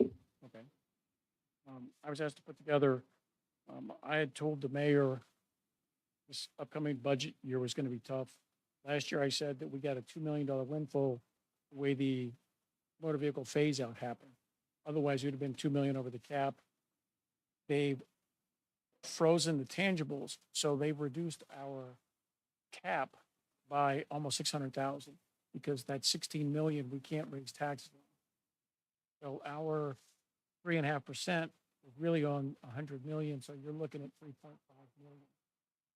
And if you give the school 2 million, which is the max they can ask from the city, 4% more than they got last year. And I was hoping to put in for the middle school one, that's 3.5 million. But that doesn't even touch the city side. And the city side with the raises, the healthcare and the pension is another 2.1 million. And so without any new growth, that was just about a 6% increase. Now, if you get $1 million in new growth, then maybe that would be 5% for the taxpayer. And if you move the speed camera money over, well, that's 3.5 million. You would have to make that up really in tax revenue. It should be another 3.5% increase. And right now, the charter allows us to go over the cap for the same reason the state is. And really, it's talking about loss in non-property tax revenue or increase in debt service. So, even if you wanted to move the speed camera money over, I mean, theoretically, it's a great idea. We're trying to fund. So let me be clear. I'm not talking about giving it to the school department. I'm saying we control it on the city side, but we utilize it for these 13 school buildings we're responsible for. So again, this was just a conversation. So thank you for giving us this insight. But I just wanted to be clear. I wasn't advocating that it go over to the school side. Yeah. I mean, we've got, when we go through the budget process in capital, everybody has a great use of funds. The problem is we just don't have enough funds. And so now you get into, I'm not saying it's a bad project, but on the priority, it's not as high. And so that's the problem we've been into. And then that's where I learned from Paul Luba, Jim Russo, that a budget is a set of priorities. And I'm just advocating that we start making maintaining and upgrading our schools priority. And that's the only reason I brought this up as a discussion. And Council President, through the chair, Please, Councilwoman. and that was one of the major driving forces for allocating funds specifically for infrastructure repair. and not putting it to other elaborate projects, including new build outs, but actually fixing, maintaining, and improving the current infrastructure that's in the city that so desperately has been neglected due to not having funds, and then going through a period of cutting everything because of the charter commission. And then we get back to a place that we're starting to do well, and now we're on the slope back down. So again, I'm always going to advocate for funds to go to infrastructure stuff, projects to maintain and improve what we have in the city. I know we're meeting a week or two about the budget process. The state, provide is implemented, but they're supposed to have like a school building committee, because when you do these bonds, we get housing aid.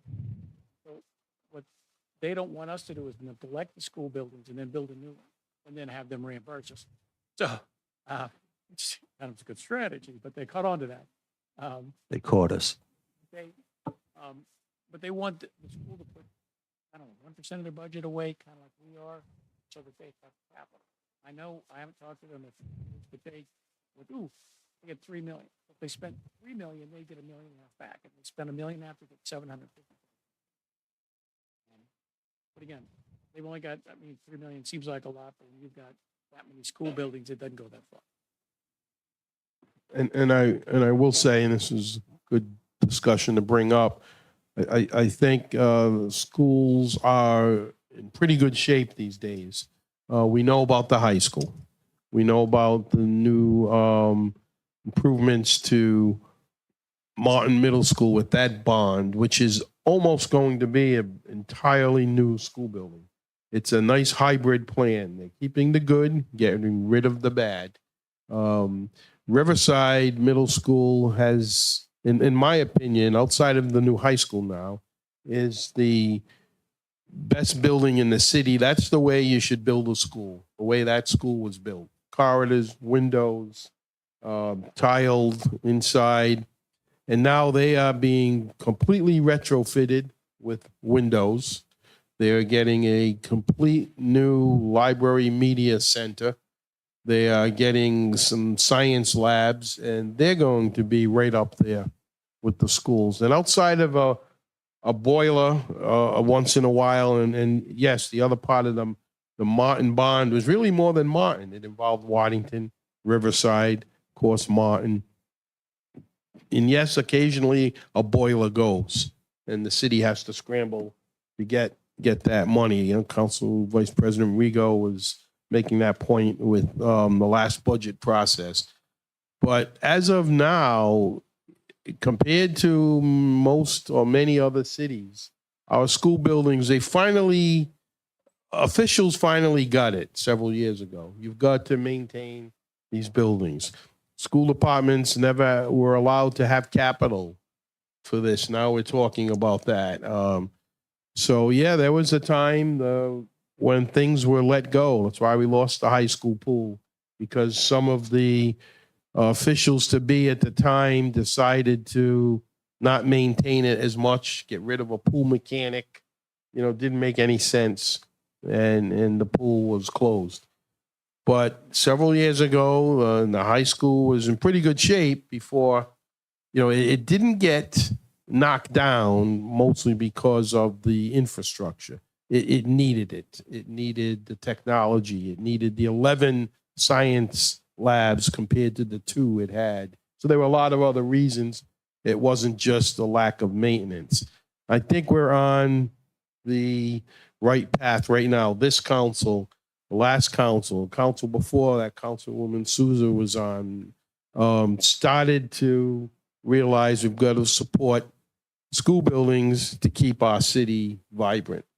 So I think we're on that path. It's a difficult year, as the director has said. So we've got to find a way to make it work. But I just didn't want there to be a vision of doom and gloom out there, because there are the naysayers who will say, oh, the schools are falling apart. The further from the truth. They're in good shape, but we've got to keep it that way.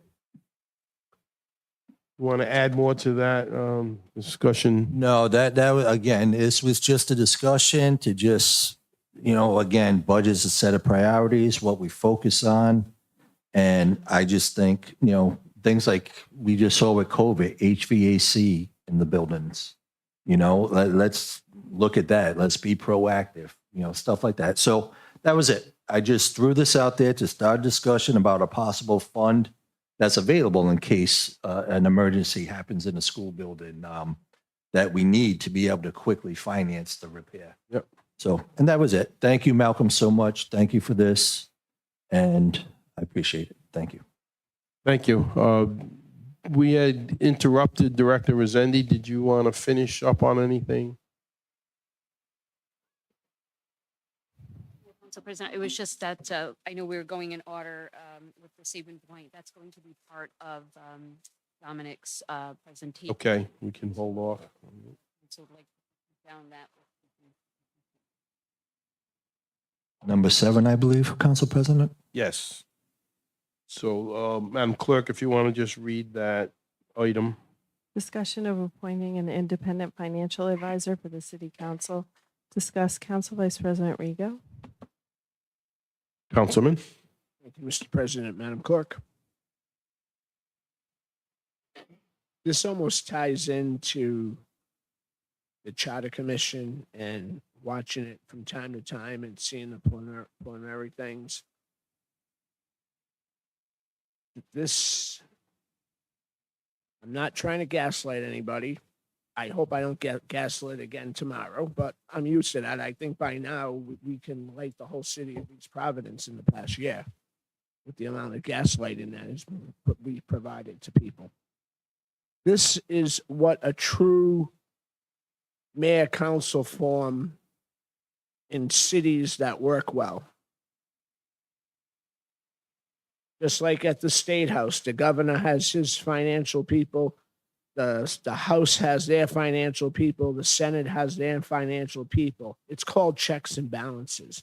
I'm not looking to go out and create a $100,000 job, but just as an advisor to look over things a little bit on a monthly basis, but more towards the budget process. And as the director just said, we're in for, it's going to be a very interesting budget year. And we're lay people and we're part-time people and we don't have the benefits. So if we do get a person that can advise us on this, I think we're doing a due diligence and we're doing the people of East Providence right.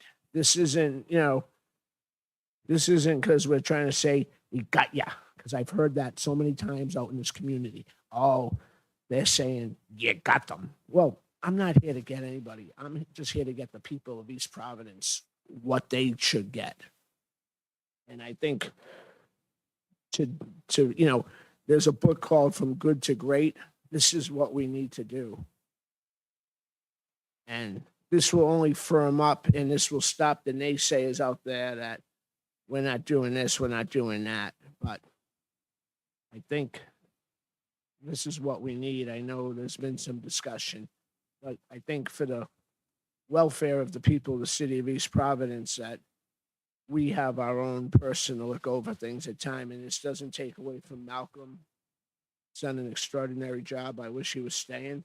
And this isn't going to take away from whoever has the dubious task of having to walk in his footsteps. But it's just the way it is. Every legislative branch has their own oversight and their own financial people to say yay, nay, or maybe. Thank you. I brought up for discussion, so at some point we'll get more formal about this. So, thanks. Next item. Update on flock cameras. Discuss Councilwoman Sousa. Thank you. So this is something that the council previously, in this council, it's been about a year ago, was the last time that I recall hearing anything about the flock cameras and where we were in terms of moving forward. So just kind of looking for an update from the administration as to where we are, what the plans are. Sure, Councilwoman Souza. So whenever I see, even if though it's the council discussion, I just figured I'll be prepared just in case you have any questions. The chief apologizes he could not be here this evening, but he did provide me with an update. So currently 3 of our 22 fixed cameras have been installed and are operational currently. We do anticipate the remaining 9 to be installed and operational in the next 10 days to 2 weeks, roughly. We also have our 1 portable camera. The main delay you mentioned, the last you heard was last year. The main delay in the process was waiting on RIDOT for their approval. So Flock submitted all the necessary paperwork back in June of 2023, but we didn't receive approval until just this past December. So that was a little bit of a delay. But immediately after receiving the approval, Flock then advised the police department that there was a supply chain shortage, which we are all aware of with other products as well. So that's, but specifically the supply chain issue was with the breakaway metal poles that needed to be affixed to the cameras, or that we needed to fix the cameras too. So this was a multi-month delay. That was part of the issue. In mid-March, Flock began taking the necessary steps for installation. And then internally over the last couple of weeks, the police department has reissued their automated license plate reader cam so that everyone is familiar with it, and the training in the rank and file, they're in process of training as well. Okay, thank you. Has this added any additional, like this, is it like the speed, it's not like the speed cameras where they're reviewing on a monthly, it's only if there's a hit. This is very request, different. they will then review, but it's not taking up any additional personnel hours. I'd have to go back to the chief to ask exactly how much time it's taking. All I know is this system and using this has solved many crimes. That would Right. Through the solve chair. otherwise. Yes, This is only an investigative tool. It's not an enforcement. So they will only use it if, say, like somebody says, we just saw a truck or something matching the description. Yeah. So it's not like the speed cameras where they're just sitting there going through them. So There are no fines involved. There's no exchange of, strictly investigative. That's it. and Right, but there has to be a point of contact. I mean, during that conversation, there was Right, and I know 1 or 2 people who have access. correct, and I can get that and follow up with the council. And we can get a full audit, and I believe there's a web interface, if I recall, that if you really wanted to see, Not for the public, though. No. well, because we specifically said there should be an audit that we can see who's accessing it. Yes. Exactly. During the last council, there was some question about, who's Privacy, accessing right. it. Yes, this is a tool for the police department to be able to solve crimes. Right, because there was a, other cities and towns Right. would request. Yeah. There were, Yeah, they do. Right, that's the purpose of doing it. I can follow up with you, Councilwoman, on how many people are manning it and how many hours. Okay, thank you, appreciate that. thank you, Councilwoman. Next item, oh, I'm sorry, Rector, did you have? something to add? No, okay. Madam Clerk, next item. Standing item, discuss impact of Washington Bridge closure on the City of East Providence City Council. Just our routine, general placement on the agenda. I don't have anything new to add. I did hear the director today on the news, Alviti, and the 3 lanes are going to be opening up a little bit earlier than what was planned on the westbound side. So it's kind of status quo. Do you want to add something? I want to give a shout out to Rep. Katie Kazarian. I watched I'm such a nerd. I watched the state had hearings on providing support to these businesses that would hit. It was a very good thing. What was it? Frog and Toad and other business owners came, talked about their impact. The state reps who listened were very attentive, and they agreed that whether or not we have the money, God willing, they can find some support for these folks. But they were very much, it wasn't lip service. They agree. So the state is looking at ways to take care of those who were impacted. Obviously, with limit finances, it's not, we can't give 100 million, whatever. But it was very encouraging, and Katie was a big part of that, other state reps as well. So I just wanted to give that shout out to her. Thank you. Next item. Mayor Communications Director, Project Management and Communications, Patricia Resende. Appointment, reappointment requiring council confirmation. James Christopher Clancy, appointment to Personal Hearing Board. Appointment 1, term 12/7/2019 to 12/6/2025. So I'm going to make a motion to approve. I think Chris will do good with this.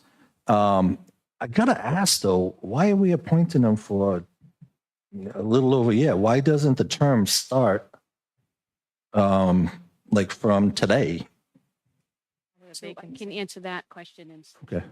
who spent a lot of time on boards and commissions with us could answer that as well. So what we do is if the seat is vacated, you don't start over from that day. So that term needs to be completed. So at this point, Chris would come in that term that has not been completed, and then once that term ends, if he wanted to be reappointed stay in that position, then the term begins again. Is that by ordinance? It's through the process. Yes, I believe so. And with it, even in the boards and commissions system, it will not allow you to add anyone in unless they are filling that term in terms of that's for. No, that's a software. That's a quick fix. You just call the But vendor. It's not, it's an actual issue. It's a policy. If one of us was to step down. Right.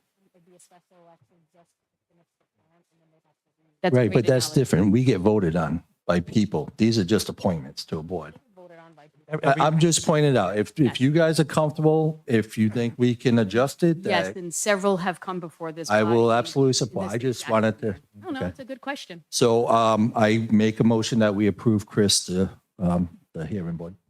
Motion by Councilman Lawson, seconded by Council Vice President Rego. All in favor? Aye. Aye. Any opposed? The ayes have it. Next item. Tricia, it's up to you. If you want to read these, or we can accept them as read. Totally up to you. I will accept them as read. That's for the proclamations, correct? The only thing I'd love to be able to read into record, just for clarification, because I know we've had some questions, would be the tax sale memo. Okay. I was going to say, I'd like that read for the public. So I'll make a motion. We accept all the proclamations and announcements other than the property tax sale. It's in there. If I could just mention the Arbor Day and the tree planting. Anything you want. Anything you want. Real quickly, I'll go through that. So we are celebrating Arbor Days on the 26th. That was actually one of the proclamations. But we are having a tree planting on April 25th at Riverside Middle School with the students. The students will be planting some trees, and then we will do that with our congressional delegation. The council, of course, is invited. I'll be sending out communication in that regards. It is at 10:30 a.m. And this is being paid out through the $750,000 in grant funds that we received for tree planting. And by the way, the city is in its 30th year of being a Tree City USA. So just wanted to. So when are we going to become like a margarita and rum runner city? We You'll get have more to work rule on that. it. I'm ready to work on that. You'll have And to the clam shack. create a board on that one. So those are the two items I wanted to mention, but I'd like to read into record the tax sale process. Yes, proceed. Real quickly, I'll read very quickly. So we did put together this memo. This came from our tax collector. This is in regards to the preparation of the 2024 tax sale, which is going to be held tomorrow. So this is not a lot of change, but the city of East Providence held its last tax sale on October 27th, 2020. Due to the pandemic, there hasn't been a tax sale since. The city ran a one-time tax amnesty period from August 15th, 2023 through October 14th, 2023, which provided taxpayers the opportunity to have their interest waived on an outstanding taxes owed on their 2022 bills, again, pandemic related. In December of 2023, the tax collector's office mailed 1,170 water reminder warning letters and 208 real estate reminder warning letters to property owners, specifically with past due balances. And this, that basically qualified them for tax sale with the due date of January 2024. It's at this time that the tax collector's office made payment plan arrangements for the properties that are owner occupied and those receiving the homestead exemption. Between the dates of January 2024 and March 2024, the tax collector's office entered into 82 water payment plan arrangements, that's progress, and 9 real estate payment plan arrangements. On the 18th of January of this year, the law offices of Glenn J. Andreoni mailed out 90-day letters in accordance with tax state law, Rhode Island General Laws 44-9. On March 8th, the law office of Glenn Andreoni mailed out 40 additional certified mail letters in accordance with tax sale, Rhode Island General Laws 44-9. It was at this time that the payment plan arrangements were no longer being made. Also on March 8th, the list of properties that received the 40-day letter was emailed to Rhode Island Housing. The Rhode Island Housing by law has the right to first refusal of all properties going into sale tax. There were a total of 276 properties that were mailed the 40-day certified mail. As of today, so we've been updating this memo, as of today, there are now 36 properties remaining on the tax sale list. With the remaining 36 properties, 3 are receiving the widow, three receiving are the widow of a veteran exemption. We have those addresses, and we do have. I can provide you with this. Actually, I'll probably have to send a new updated memo to the council because the one that was sent through the clerk had a higher number, but it has since changed because we've been getting updates from our tax collector. Council President, Yes, Councilman Lawson. do we have the bandwidth to reach out to the widows of veterans, see if there's a hardship, or is that something maybe the Veterans Committee can do? I just want to ensure that we're not taking the veterans home if they have a hardship. There is a way we can we're working with our tax collector to find out, but the 3 that I mentioned are the ones that were receiving the veteran exemption. Okay. Anything I can do to help, let me know. Thank you. Next up. Reports of other city officials, the solicitor's report. None other than what I gave over previously. Update on the City of East Providence capital project, Senior Planner Dominic Leonardo. Make a motion table. I think we're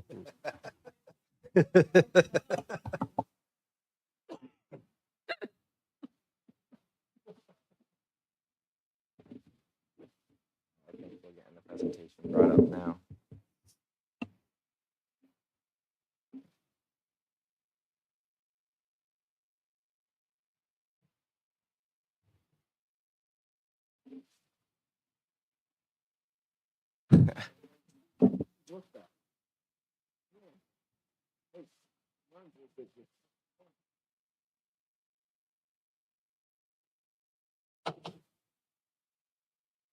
Keep going down to the bottom, last one.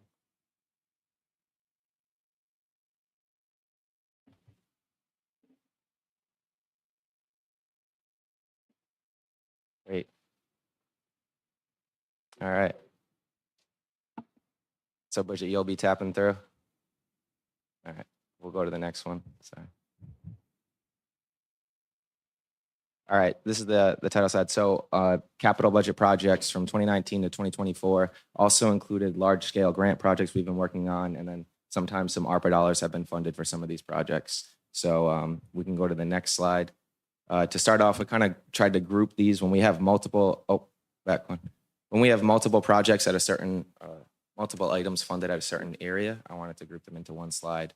So this is Glenline Park, where we have $150,000 allocated for lighting and $150,000 allocated for field improvements. So this spring, the entire walking path is going to be replaced. So that's going to be starting this spring. We're also working on adding lighting. The entrance to the park from Bourne Avenue, those stairs, we have the lighting fixtures in, and I know Dan is working on getting pricing to actually wire that lighting in. We've also identified 2 telephone poles that we can add some appropriate lighting to illuminate areas of the park. As far as other park improvements, we're going to be able to resurface the basketball court, the existing basketball and existing tennis court, and there is space to add pickleball court, as well as being able to repair the fabric of that fencing. So that's what we have planned for Glenline with our capital budget funding. So you say spring. Yeah. But, I mean, today's April 16th. When do you think the workers will be there? I talked to Eric. He said soon, our city engineer, and he said soon. I kept it at spring, but I wanted to say within the next few weeks they're going to be out there. and probably done by the end of June. That's all, to do everything, the resurfacing? Okay, that's good. You're in great graces. For the walking path, right? Not for the. Oh, I mean, for the resurfacing the basketball court and tennis courts, Those will happen later in the summer. that's what I mean, so, but, Thank you. Move the fabric, Yep. locate the poles, resurface the courts, then we put the fabric back on. Yeah, those will happen. Those won't be completed till probably the fall. all right, thank you. Is the labor in-house or are these contracted projects? A little bit of a hybrid. Okay. The walking path is contracted to Hartford. Okay. Surfacing of the courts will happen as part of our roadway improvement bid. So we'll utilize the bid items from that pricing for that. Gotcha. Those, but then there are portions that will require city staff, so we'll have to. Okay. City staff will get pricing it. Gotcha. Thanks. We're good for the next slide. All right, so Pierce Field, the first one item here, you can see the track and field. The city's just been notified we're awarded $2 million in congressional directed spending for the track and field, as well as making the getting down to the field handicap accessible. So now we're starting the design of that turf and track and handicap accessibility. The batting cages, we've gotten pricing for that. So we just need to, I believe, get a couple more quotes for those for the installation of the netting and the poles. The irrigation, we've received the bids and the pricing, and we're going to be awarding the bid to irrigate the Bob Roderick's Little League field. Yeah, just to be clear, the cost for the irrigation project came in much higher than anticipated. So we have budget to do one field, so we are going to do the larger of the two fields. There's also a capital budget line item for bathrooms at the Ann Glover concession stand right next to it. We got the cost for the compostable bathrooms, which is kind of DEM already approved product. So we visited the site with the owner of that company who manufactures that product. We visited multiple city parks, and so we're going to be able to order that. I think I have to get you guys something because it's over 40,000, so I need to bring that to your attention. But we've identified the product that we can purchase. While you're on Pierce, just throwing it out there in the future, Yeah. we could find a way to add some locker rooms. It would make that stadium much more attractive. I noticed the Providence Football Club was supposed to play there last week. The other team chickened out. But with the brand new field, just being a little proactive here, upgrading the concession down the road, Dan. Don't, I'm not saying right now, but just want to throw that out there. Thing too about Pierce, I see the Martin Middle School track coach at the gym about 5 times a week. He keeps on, and he also runs a great club team here in the city, and they do quite well. He's asking for down near the scoreboard to have a jumping pit, which doesn't take a lot. And all you gotta do is obviously cover the pit, so the possibility of getting jumping pit in, the jump pit. Yeah, so he came up to planning, and he got my attention as well. So I saw him here last. you did. So yeah, I'm glad he got yours. Yeah. Every day. Yeah. So yeah, I'm gonna talk to Eric, because I talked to Eric, our city engineer, about because we are early in the design phase. So I'm bringing that to our city engineer's attention to see how we can incorporate that into our track design. Show you right where we can. Where I've been to many track meets in my lifetime. So the city has entered into a contract with a local engineering firm to do kind of a preliminary study, the first step in designing this, so that we can certainly help them and ensure that. And do you know if we're going to be getting, because I haven't noticed in this park, those specialty trash cans? There should be, I believe, 1 or 2 placed at here. Okay. We actually do not have any more. Visited the ones that we have. We are looking at replace them. City. Dan, would that be considered something eligible for some opera funding if there's a few bucks laying around? Potentially utilizing some of the placemaking money because we have They do. Yep. like posters on the side, advertisement. Okay. That was something we were considering. And those are a strong investment for our public spaces, so Saving. absolutely. Yeah, I've noticed that. Been driving by every day. Thank you. Another thing that's being worked on is I talked to Antonio Vieira from our public buildings, and he met with the partitions in the bathroom of the away and home side of the Pierce Field football stadium to fix those bathroom partitions. So that's being worked on as well. And that's it for Pierce. All right, now we're in Riverside. A lot going on at the rec here. The lighting, the concrete footings have been installed, and now that just needs some time to cure before the light posts, the lighting structures themselves can be installed with a crane. And then after that happens, the guardrail that's going to be lining the perimeter of the parking lot. We have the material of the guardrail, but that's not going to be installed until the contractors are completed installing the lighting fixtures. The parking lot and basketball courts have been repaved. I think engineering was out there today doing the lines of where the striping of the parking lot is going to be. So, and then we also are repairing the fabric of the fencing on the softball field and the baseball field. That's what's happening at the rec. Good chair. I sent you an email earlier, Dan. We built that beautiful parking lot. Nobody was using it. And Somerset was still jacked up. So I emailed Dan to see if there's no parking along the west side. Just if we could find a way to get people, again, it's a change in behavior, to utilize that parking lot that it was sitting empty in Somerset. Both sides were jammed. I mean, it's been a problem for a while. I haven't had a chance to actually look at the ordinance. No worries. Don't quote me on this, but the east side of Somerset is designated no parking.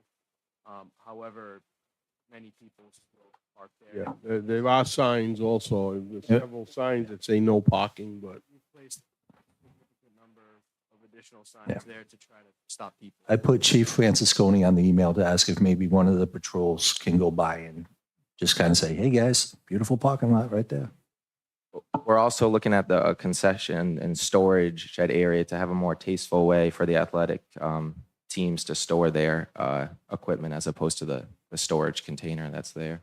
And I know it's taboo to say, but where the softball field is, I personally believe if we cleared a little bit of those trees, like maybe the third base line down, and people had a better line of sight of the parking lot, it may make it, I'll take the heat about cutting down a tree. Utilize the field, you're saying? I get it. Yeah, because I think just the line of sight kind of, people don't see it. You know, again, it's behavior. People are so used to parking, but We did clear some of that. absolutely did. Yep.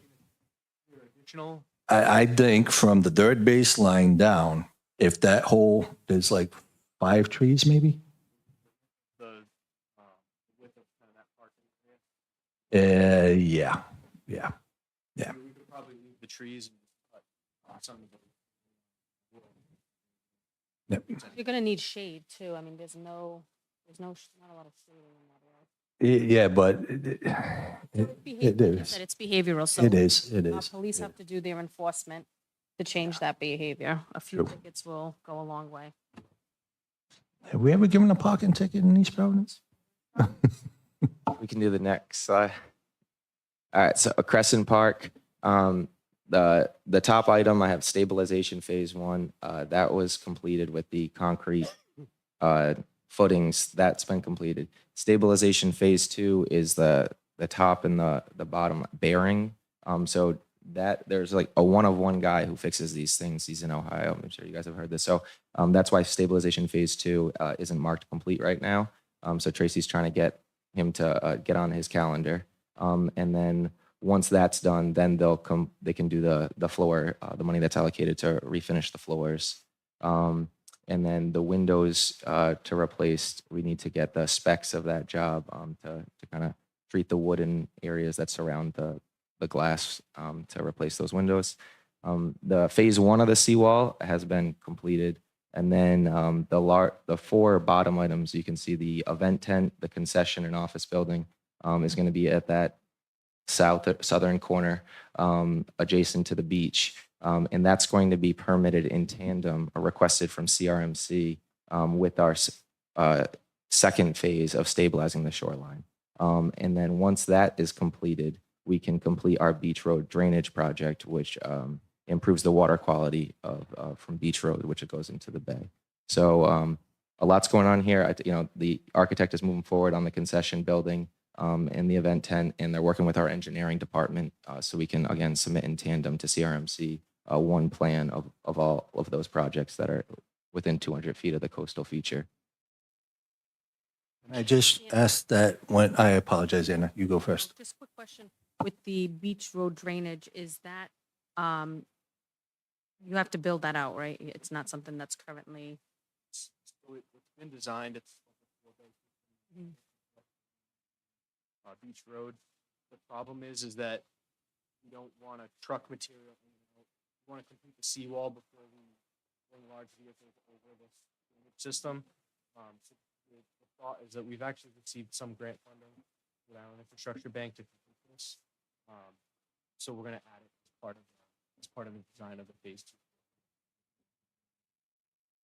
Yeah. So but it ends up going into the bay? Is that what the runoff? Well, right now, this would collect The runoff. prior to the ground. I was thinking more of, I know in other larger area, like beachy areas, that they have the drains, but then they have like these catch nets that catch all of, like, so the water still runs through, but then it's catching all the litter and the debris, and I was wondering if it was something this similar. This wouldn't catch debris. It's essentially pervious. Okay. Leaching field system, Sure. basically. Okay. It's like a septic system. All right, thank you for clarifying. And I just want to, for awareness, the concession is opera funds and CRMC. Let's hope that they move. But I think as long as the project's planned, it doesn't have to be completed, that we'll be okay with opera funding. But just in case, because sometimes waiting for permits and sign off, I just want to put it out there. Yep. Construction. 26. Right. I just want to make sure that we're complying with the opera. Thank you, guys. And then for Councilman, those- are we getting compostable bathrooms there too? Compost No, bathrooms? we're building in the concession building. And then we did receive a $1.8 million grant for that second phase of the stabilized shoreline. Didn't we also get 750 on top of the 1 point? I know we got 750 for trees, but I could have swore I forget who. I'm gonna probably butcher this, but I believe it was 75,000 for the beach road improvements. But you may be right. We received a lot of grants. Yeah. All right, thanks. all right, we can go to the next slide. All right, Sabin Point. So this is where I think you had a line item on the boat ramp there. So that is going to be, we have the full design of being able to launch a kayak from that boat ramp.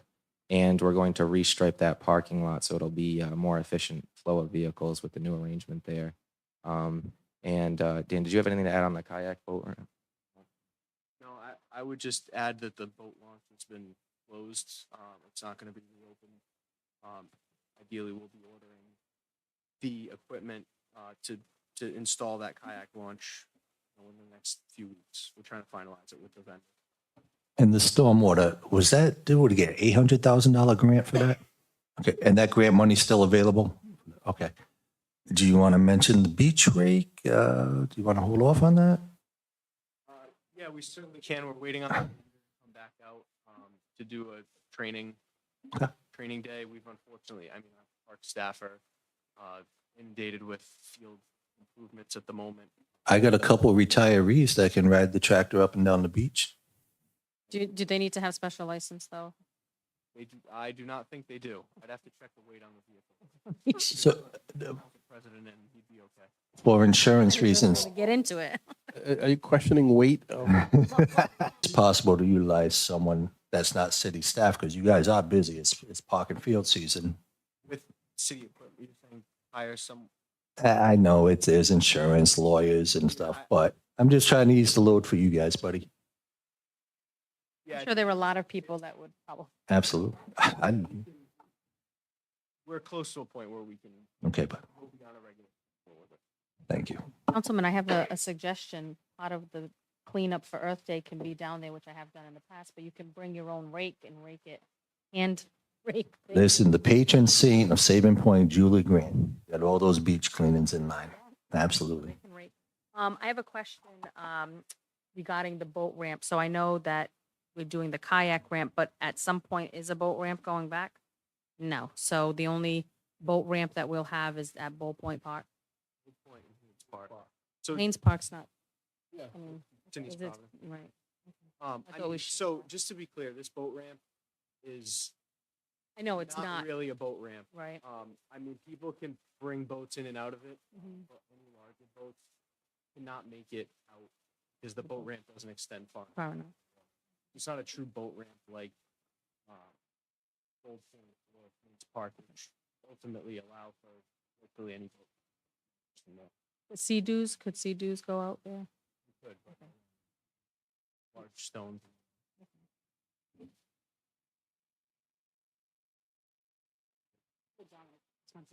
Presentation, but council, just wanted to let you know, I just double checked. So you are correct, the Rhode Island Infrastructure Bank, we did receive 1.8 million in Crescent for the Crescent Park Lines and slopes.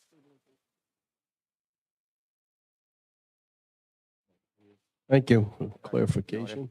And we also ordered the playground equipment.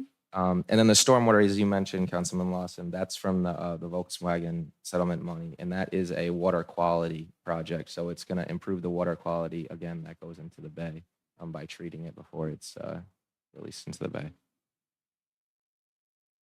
All right, I think that's it for Saving Point. All right, so the grassy plains, a lot of this was funded through a small portion of capital as well as a DEM grant. So the left is 2021. It's almost unrecognizable from what it is today. The concrete walking path has been completed. The tennis courts, which is also striped for pickleball. The skate park, which is capital budget funded, as well as the basketball court, and then trails. So I think this is a good before and after to show the what happens from our grants that we received and our capital budget funding. And at this community meeting, Dan, I'll see if there's still a desire for these walking trails, or is that still gonna within the woods? Yeah, if you go to the next slide. Oh, okay. So we have we also received a trail grant from DEM, and the trails have been flagged. So Ernie's been out there, engineering has flagged everything. I circled the area that's been established. It's the especially this one that the arrow is pointing to, the American Chestnut Loop. That's going to have to be done by hand. We're not going to be able to bring a DPW like Give me the Bob machete, had buddy. by hand. Exactly. Yeah. So How do you think the early settlers did it? yeah, yeah. So, I don't know, but again, that's been established. Dan and I were talking. We walked that trail the other day, and so you can walk to the concrete path all the way out to Estrell Drive. So that's all set. And again, the rest has been flagged. So now DPW is working through to. And just to alleviate some people, this isn't going to be people that like to hike are not coming to Grassy Plains to walk around. You know, if you're going to hike, you're going to good places. This is a neighborhood park. Yeah, and if I can add, the trails are only good as the people who use them. Because if they're not being used, then they're ultimately just going to grow back over again. So Ernie is working, in the Conservation Commission, that ideally we can get some help to open up some of these, larger loops. But the ones that from Estrell, like Dominic mentioned, connect to the park, those can be maintained by DPW because we have the ability to bring a small machine in. We don't want to do that throughout this entire area. That loop that's been completed is, just kind of a cleared path with some wood mulch. Outside of that, everything. I think the only other additions to the previous photo I had are going to be tree plantings and park benches that we're going to install. So you can see the concrete paths where the benches are going to go. I'm going to send you a picture of a magnolia tree with a rope swing hanging from it. Yeah, nice. I'll save that picture. You'll be seeing him on it. So this is the senior center improvements that have been made. Again, the walking paths, the different plantings we've done, as well as the pickleball court.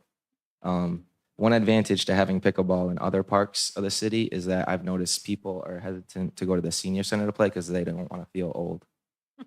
I've told them we have pickleball specific at the senior center, but they're like, no, I'm not a senior yet. So Well, it's out in the open too, where grassy plains, it's like you're more yeah, nobody's watching you. exactly. Oh yeah, yeah. City Hall, so these are some of our public buildings, funds that have been allocated for, from the capital budget.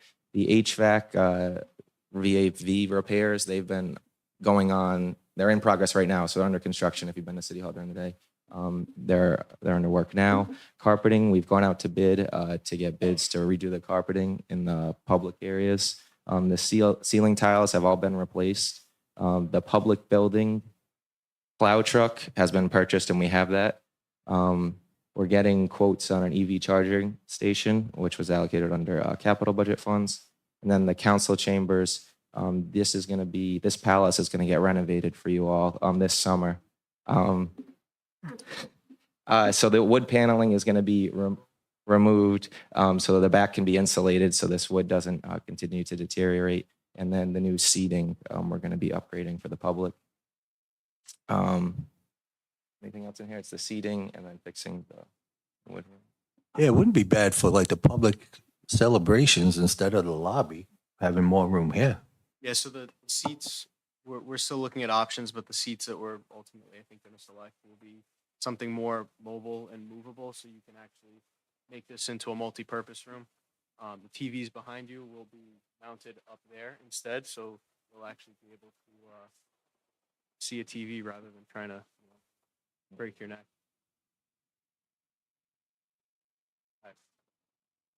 Will we still have a couple back here though? Yeah, so there'll just be additional. All right. Road paving is a big one, obviously. So I know this is difficult to read from your vantage point here, but what this map shows the city has assessed the quality of all the roads.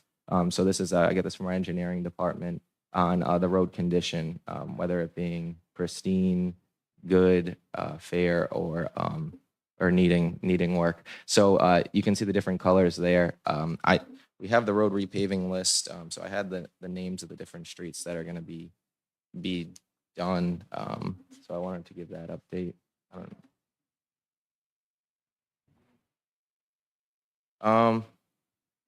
Well, you guys usually email us with the street. Yeah. How many streets are on it right now? I'm looking at about 32 different streets. And that's for people listening. You can't pave every road at once because you wouldn't be able to drive around. So you have to be strategic on which ones you do throughout the city. And if I can add, there are many more roads than the 32 slated for replacement. They're subject to either gas work, cleaning and lining work, which I think Dominic will be talking about momentarily, for the water main, which once those projects are complete, they'll open us up to be able to pave a lot of these roads without having to cut back into brand new roadways. You have the breakdown by geographical location, geographically by the city. 0 miles in Ward 1.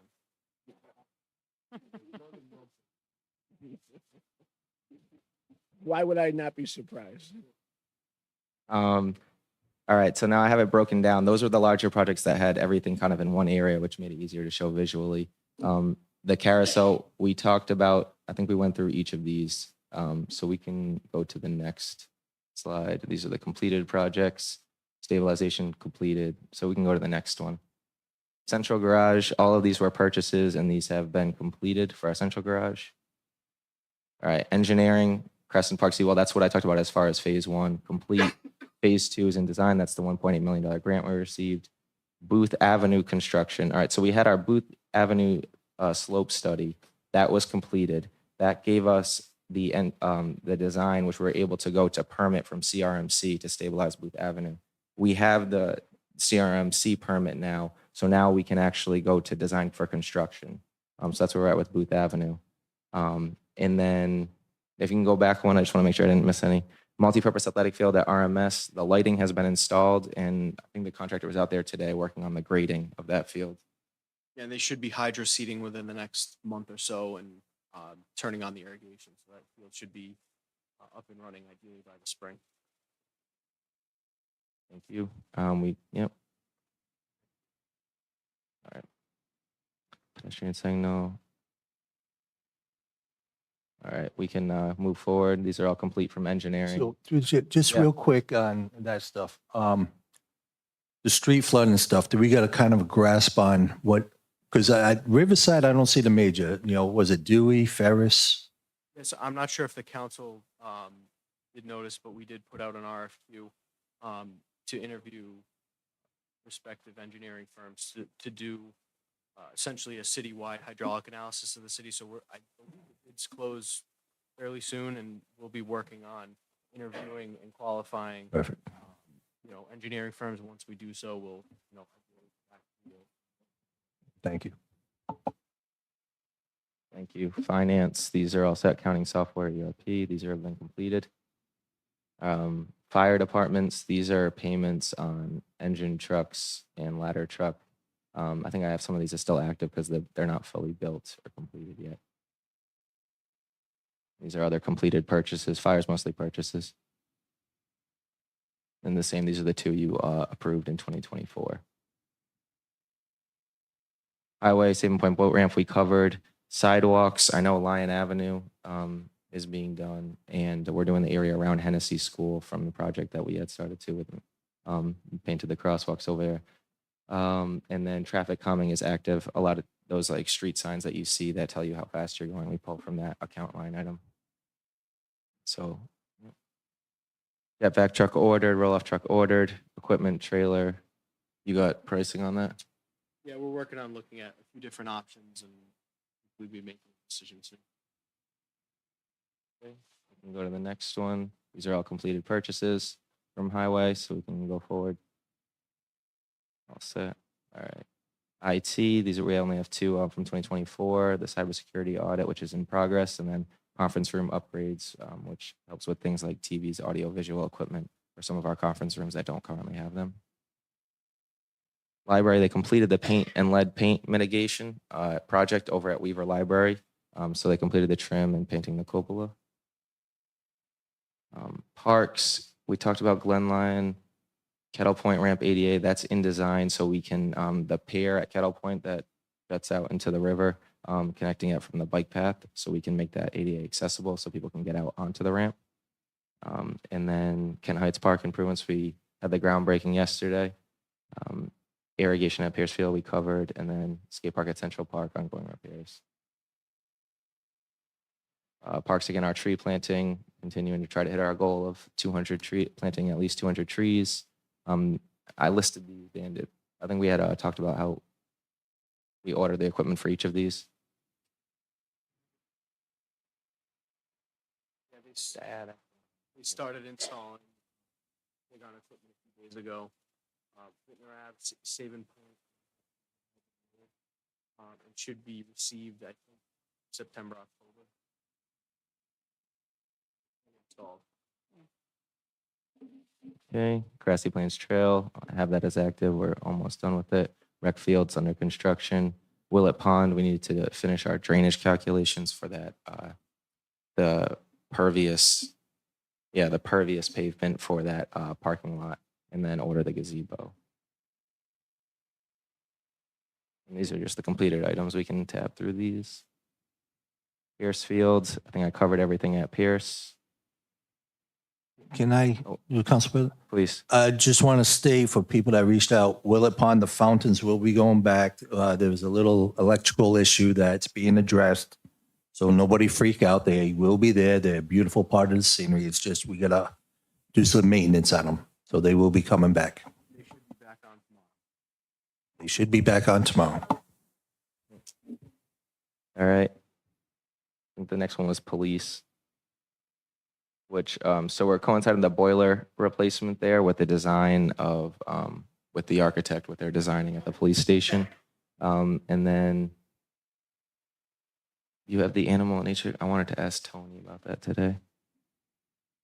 So actually, we have a little bit of an error here. The animal control HVAC repairs actually isn't a capital fund. It's actually a grant that we received that we're going to be able to replace the HVAC equipment at the animal control facility and do that free of charge to the city as part of some incentives that we received from National Grid. So the water heater's been completed, but the HVAC portion is actually money that we received from that.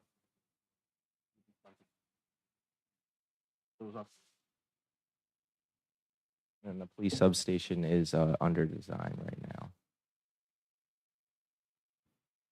Public Works, we covered city road improvements, we covered beach roads drainage, and then Dan, did you want to talk about the cleaning and lining and the water main?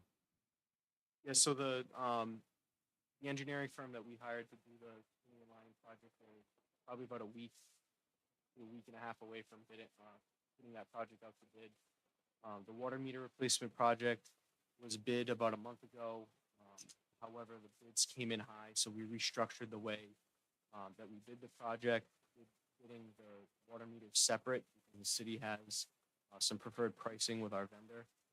So we're looking at rebidding this. We're looking at saving the city about 1.2 million. So we're trying to rebid that now. Some more favorable bids. The lead water service replacement will be kind of coupled with the cleaning and lining project. We have a handful that needs to be replaced, so that'll be done as part of that. And then we have several sewer system rehabilitation projects that are currently under design that will be looking to sort of prioritize based on. Are you guys going to have a slide on Bull Point, or can I ask a question? Okay. I was there the other day, the parking lot. Is there an update on, or are we leaving that as a swimming pool? I like the swimming pool. Save us money? So no, it will not stay a swimming pool. We are waiting on the improvements to Bull Point are in partnership with Waterfront Enterprise. Waterfront Enterprises, they are supplying all the labor through Barletta Construction. So Barletta's currently working on a very, project that is unfortunately taking a lot of our time. So they've been a little delayed in getting back to Bull Point, but rest assured that the rest of that parking lot will be excavated. And the portion that you actually see that's not paved will be done with pervious pavement, which we're utilizing the contractor for the Potter and Burgess Ave parking lots to do that portion. So Barletta will go in, put in the sub base, and ideally within the next few months we can get that with the pervious pavement, CRMC. Do we have lights on the boat ramp? There are no lights on the boat ramp. However, there will be decorative light poles that will be installed throughout the park. We do have a lot of boaters that like to put in early. It may in the future be worthwhile looking into a light. Yeah, we could probably incorporate that with the existing electrical design. It probably just would be replacing a decorative pole with a taller. Yeah. Floodlight. Yeah, thank you. We can go to the next slide.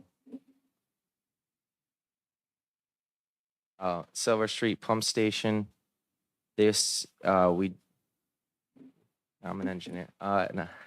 So we're gonna we're flood proofing the Silver Street Pump Station. So we need to elevate. We're working on the design to elevate the generator for that pump station. Correct. Yeah. Warren Ave, Potter Street parking lot. That should start this month, right?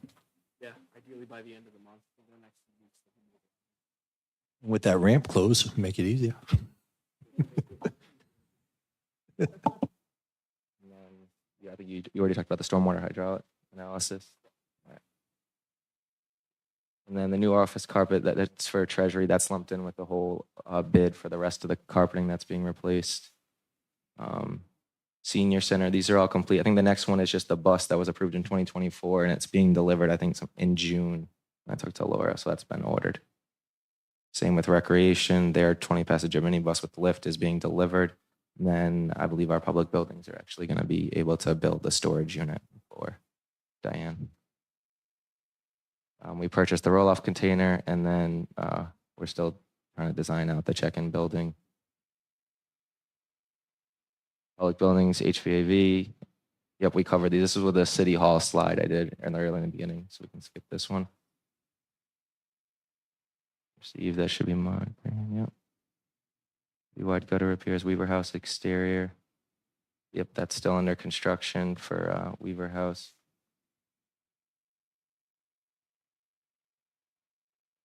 Yep, these are all complete.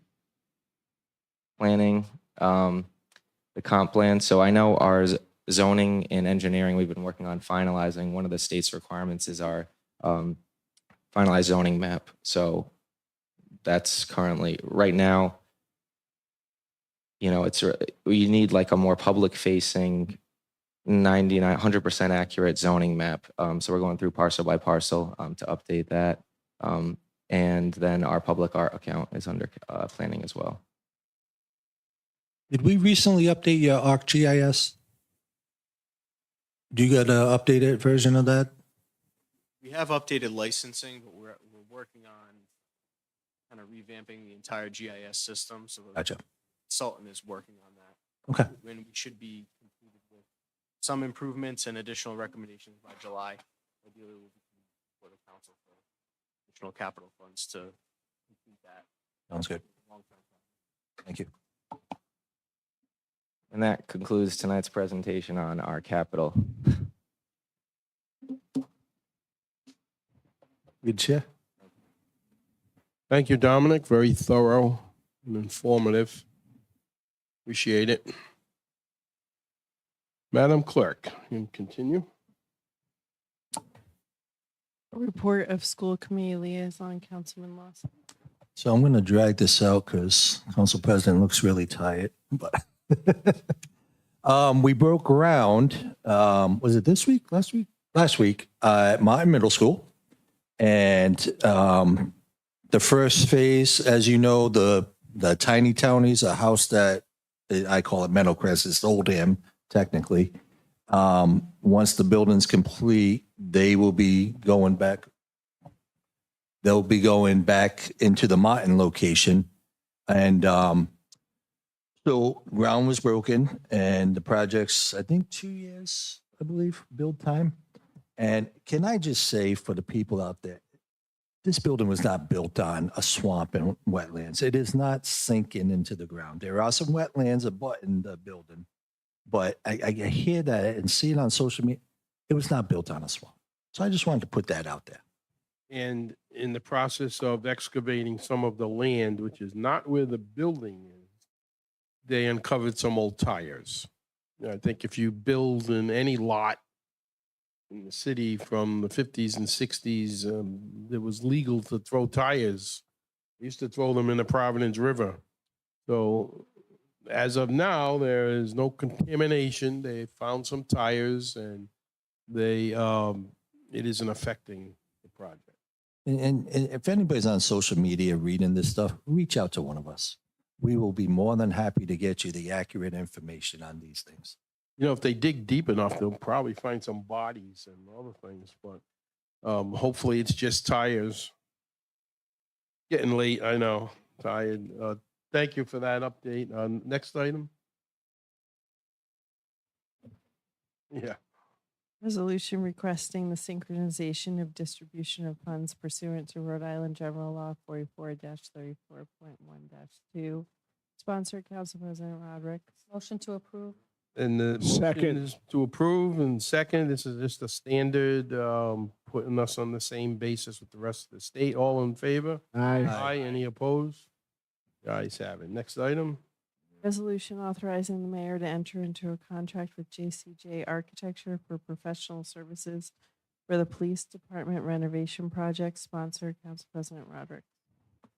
Well, this is a start of the process. It is $256,000 for the opening, the beginning of this project. If you look through the information we received in the docket and the email, the estimated construction budget is to be 2.42 million, including boiler replacement. So I know there's still questions that may be involved, but I'd hate to see us delay this any longer, at least start Motion the to ball approve. rolling. Through the council president, I did feel that I wanted to table this because we have repeatedly asked to talk to the architects. We've been hearing some conflicting things on what they were being told. I will not be asking to table it tonight.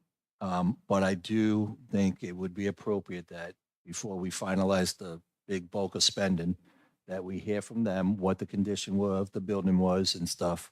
So I'm not going to hold this up tonight. It was me who wanted to table this until we could hear from the architect.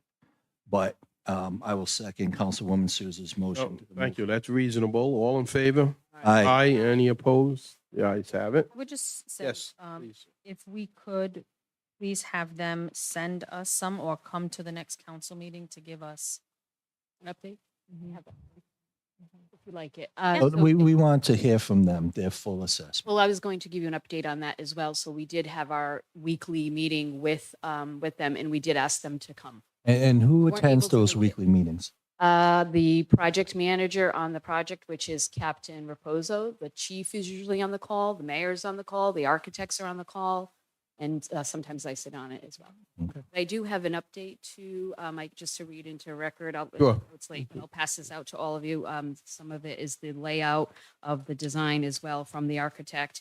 But it's also, it gives you a timeline. This is a status update from Captain Raposo. And it's like the date we received the notice to proceed, the schematic design, the construction documents, the process. So it takes you right through. So this is May all the way through September. The bidding process, the CDs, the council approval, all that is included in this. And I know it's late, but I can pass it out to you so you'll have that. But Thank that you. was requested of the architect today. He couldn't make it from Boston. Could we ask them like tomorrow to come to our next council meeting? That way it gives them due time to. Yes, yeah. So that gives them enough time to make arrangements and put us on their calendar. Thank you. Next item. Resolution authorizing the granting of a temporary construction easement over an additional portion of land owned by the city at Silver Spring Playground. Sponsorship, Council President Rodrick. Narragansett Electric is, thank you, Oh. Madam Clerk. Narragansett Electric, it's actually gas line work, but I think they still go by the name Narragansett Electric. And this is just an easement for them to be able to work on our property, and then it's temporary. Motion by Motion. Councilman Second. Rigo, seconded by Councilwoman Souza. All in favor? Aye. Aye. Any opposed? The ayes have it. Thank you. Resolution authorizing the Excuse me. mayor to enter into a contract with Yardworks, Inc. for the whole street playground drainage improvement project. Sponsor Councilwoman Sousa and Council President Rodrick. Motion to approve. Second. Motion to approve by Councilwoman Souza, seconded by Councilman Lawson. All in favor? Aye. Aye. Any opposed? The ayes have that. Thank you. Resolution authorizing the mayor to purchase a Hackney Spartan Rescue for the fire department. Sponsor Council President Rodrick, Council Vice President Rigo. Motion approved. Second. Motion by Council Vice President Regal, seconded by What's a Councilwoman Hackney? Souza. All in favor? Aye. Aye, to approve, that is. And any had a- opposed? Yes, question. Yeah, is a Spartan going to be on it? Mr. Pickford. That passes 5-0. Thank you. Because I want that rescue. You don't have Brian dressed like a Spartan? Say that. I'll make a motion to adjourn. Second. Under discussion. No. All in favor? Aye. Any opposed? The ayes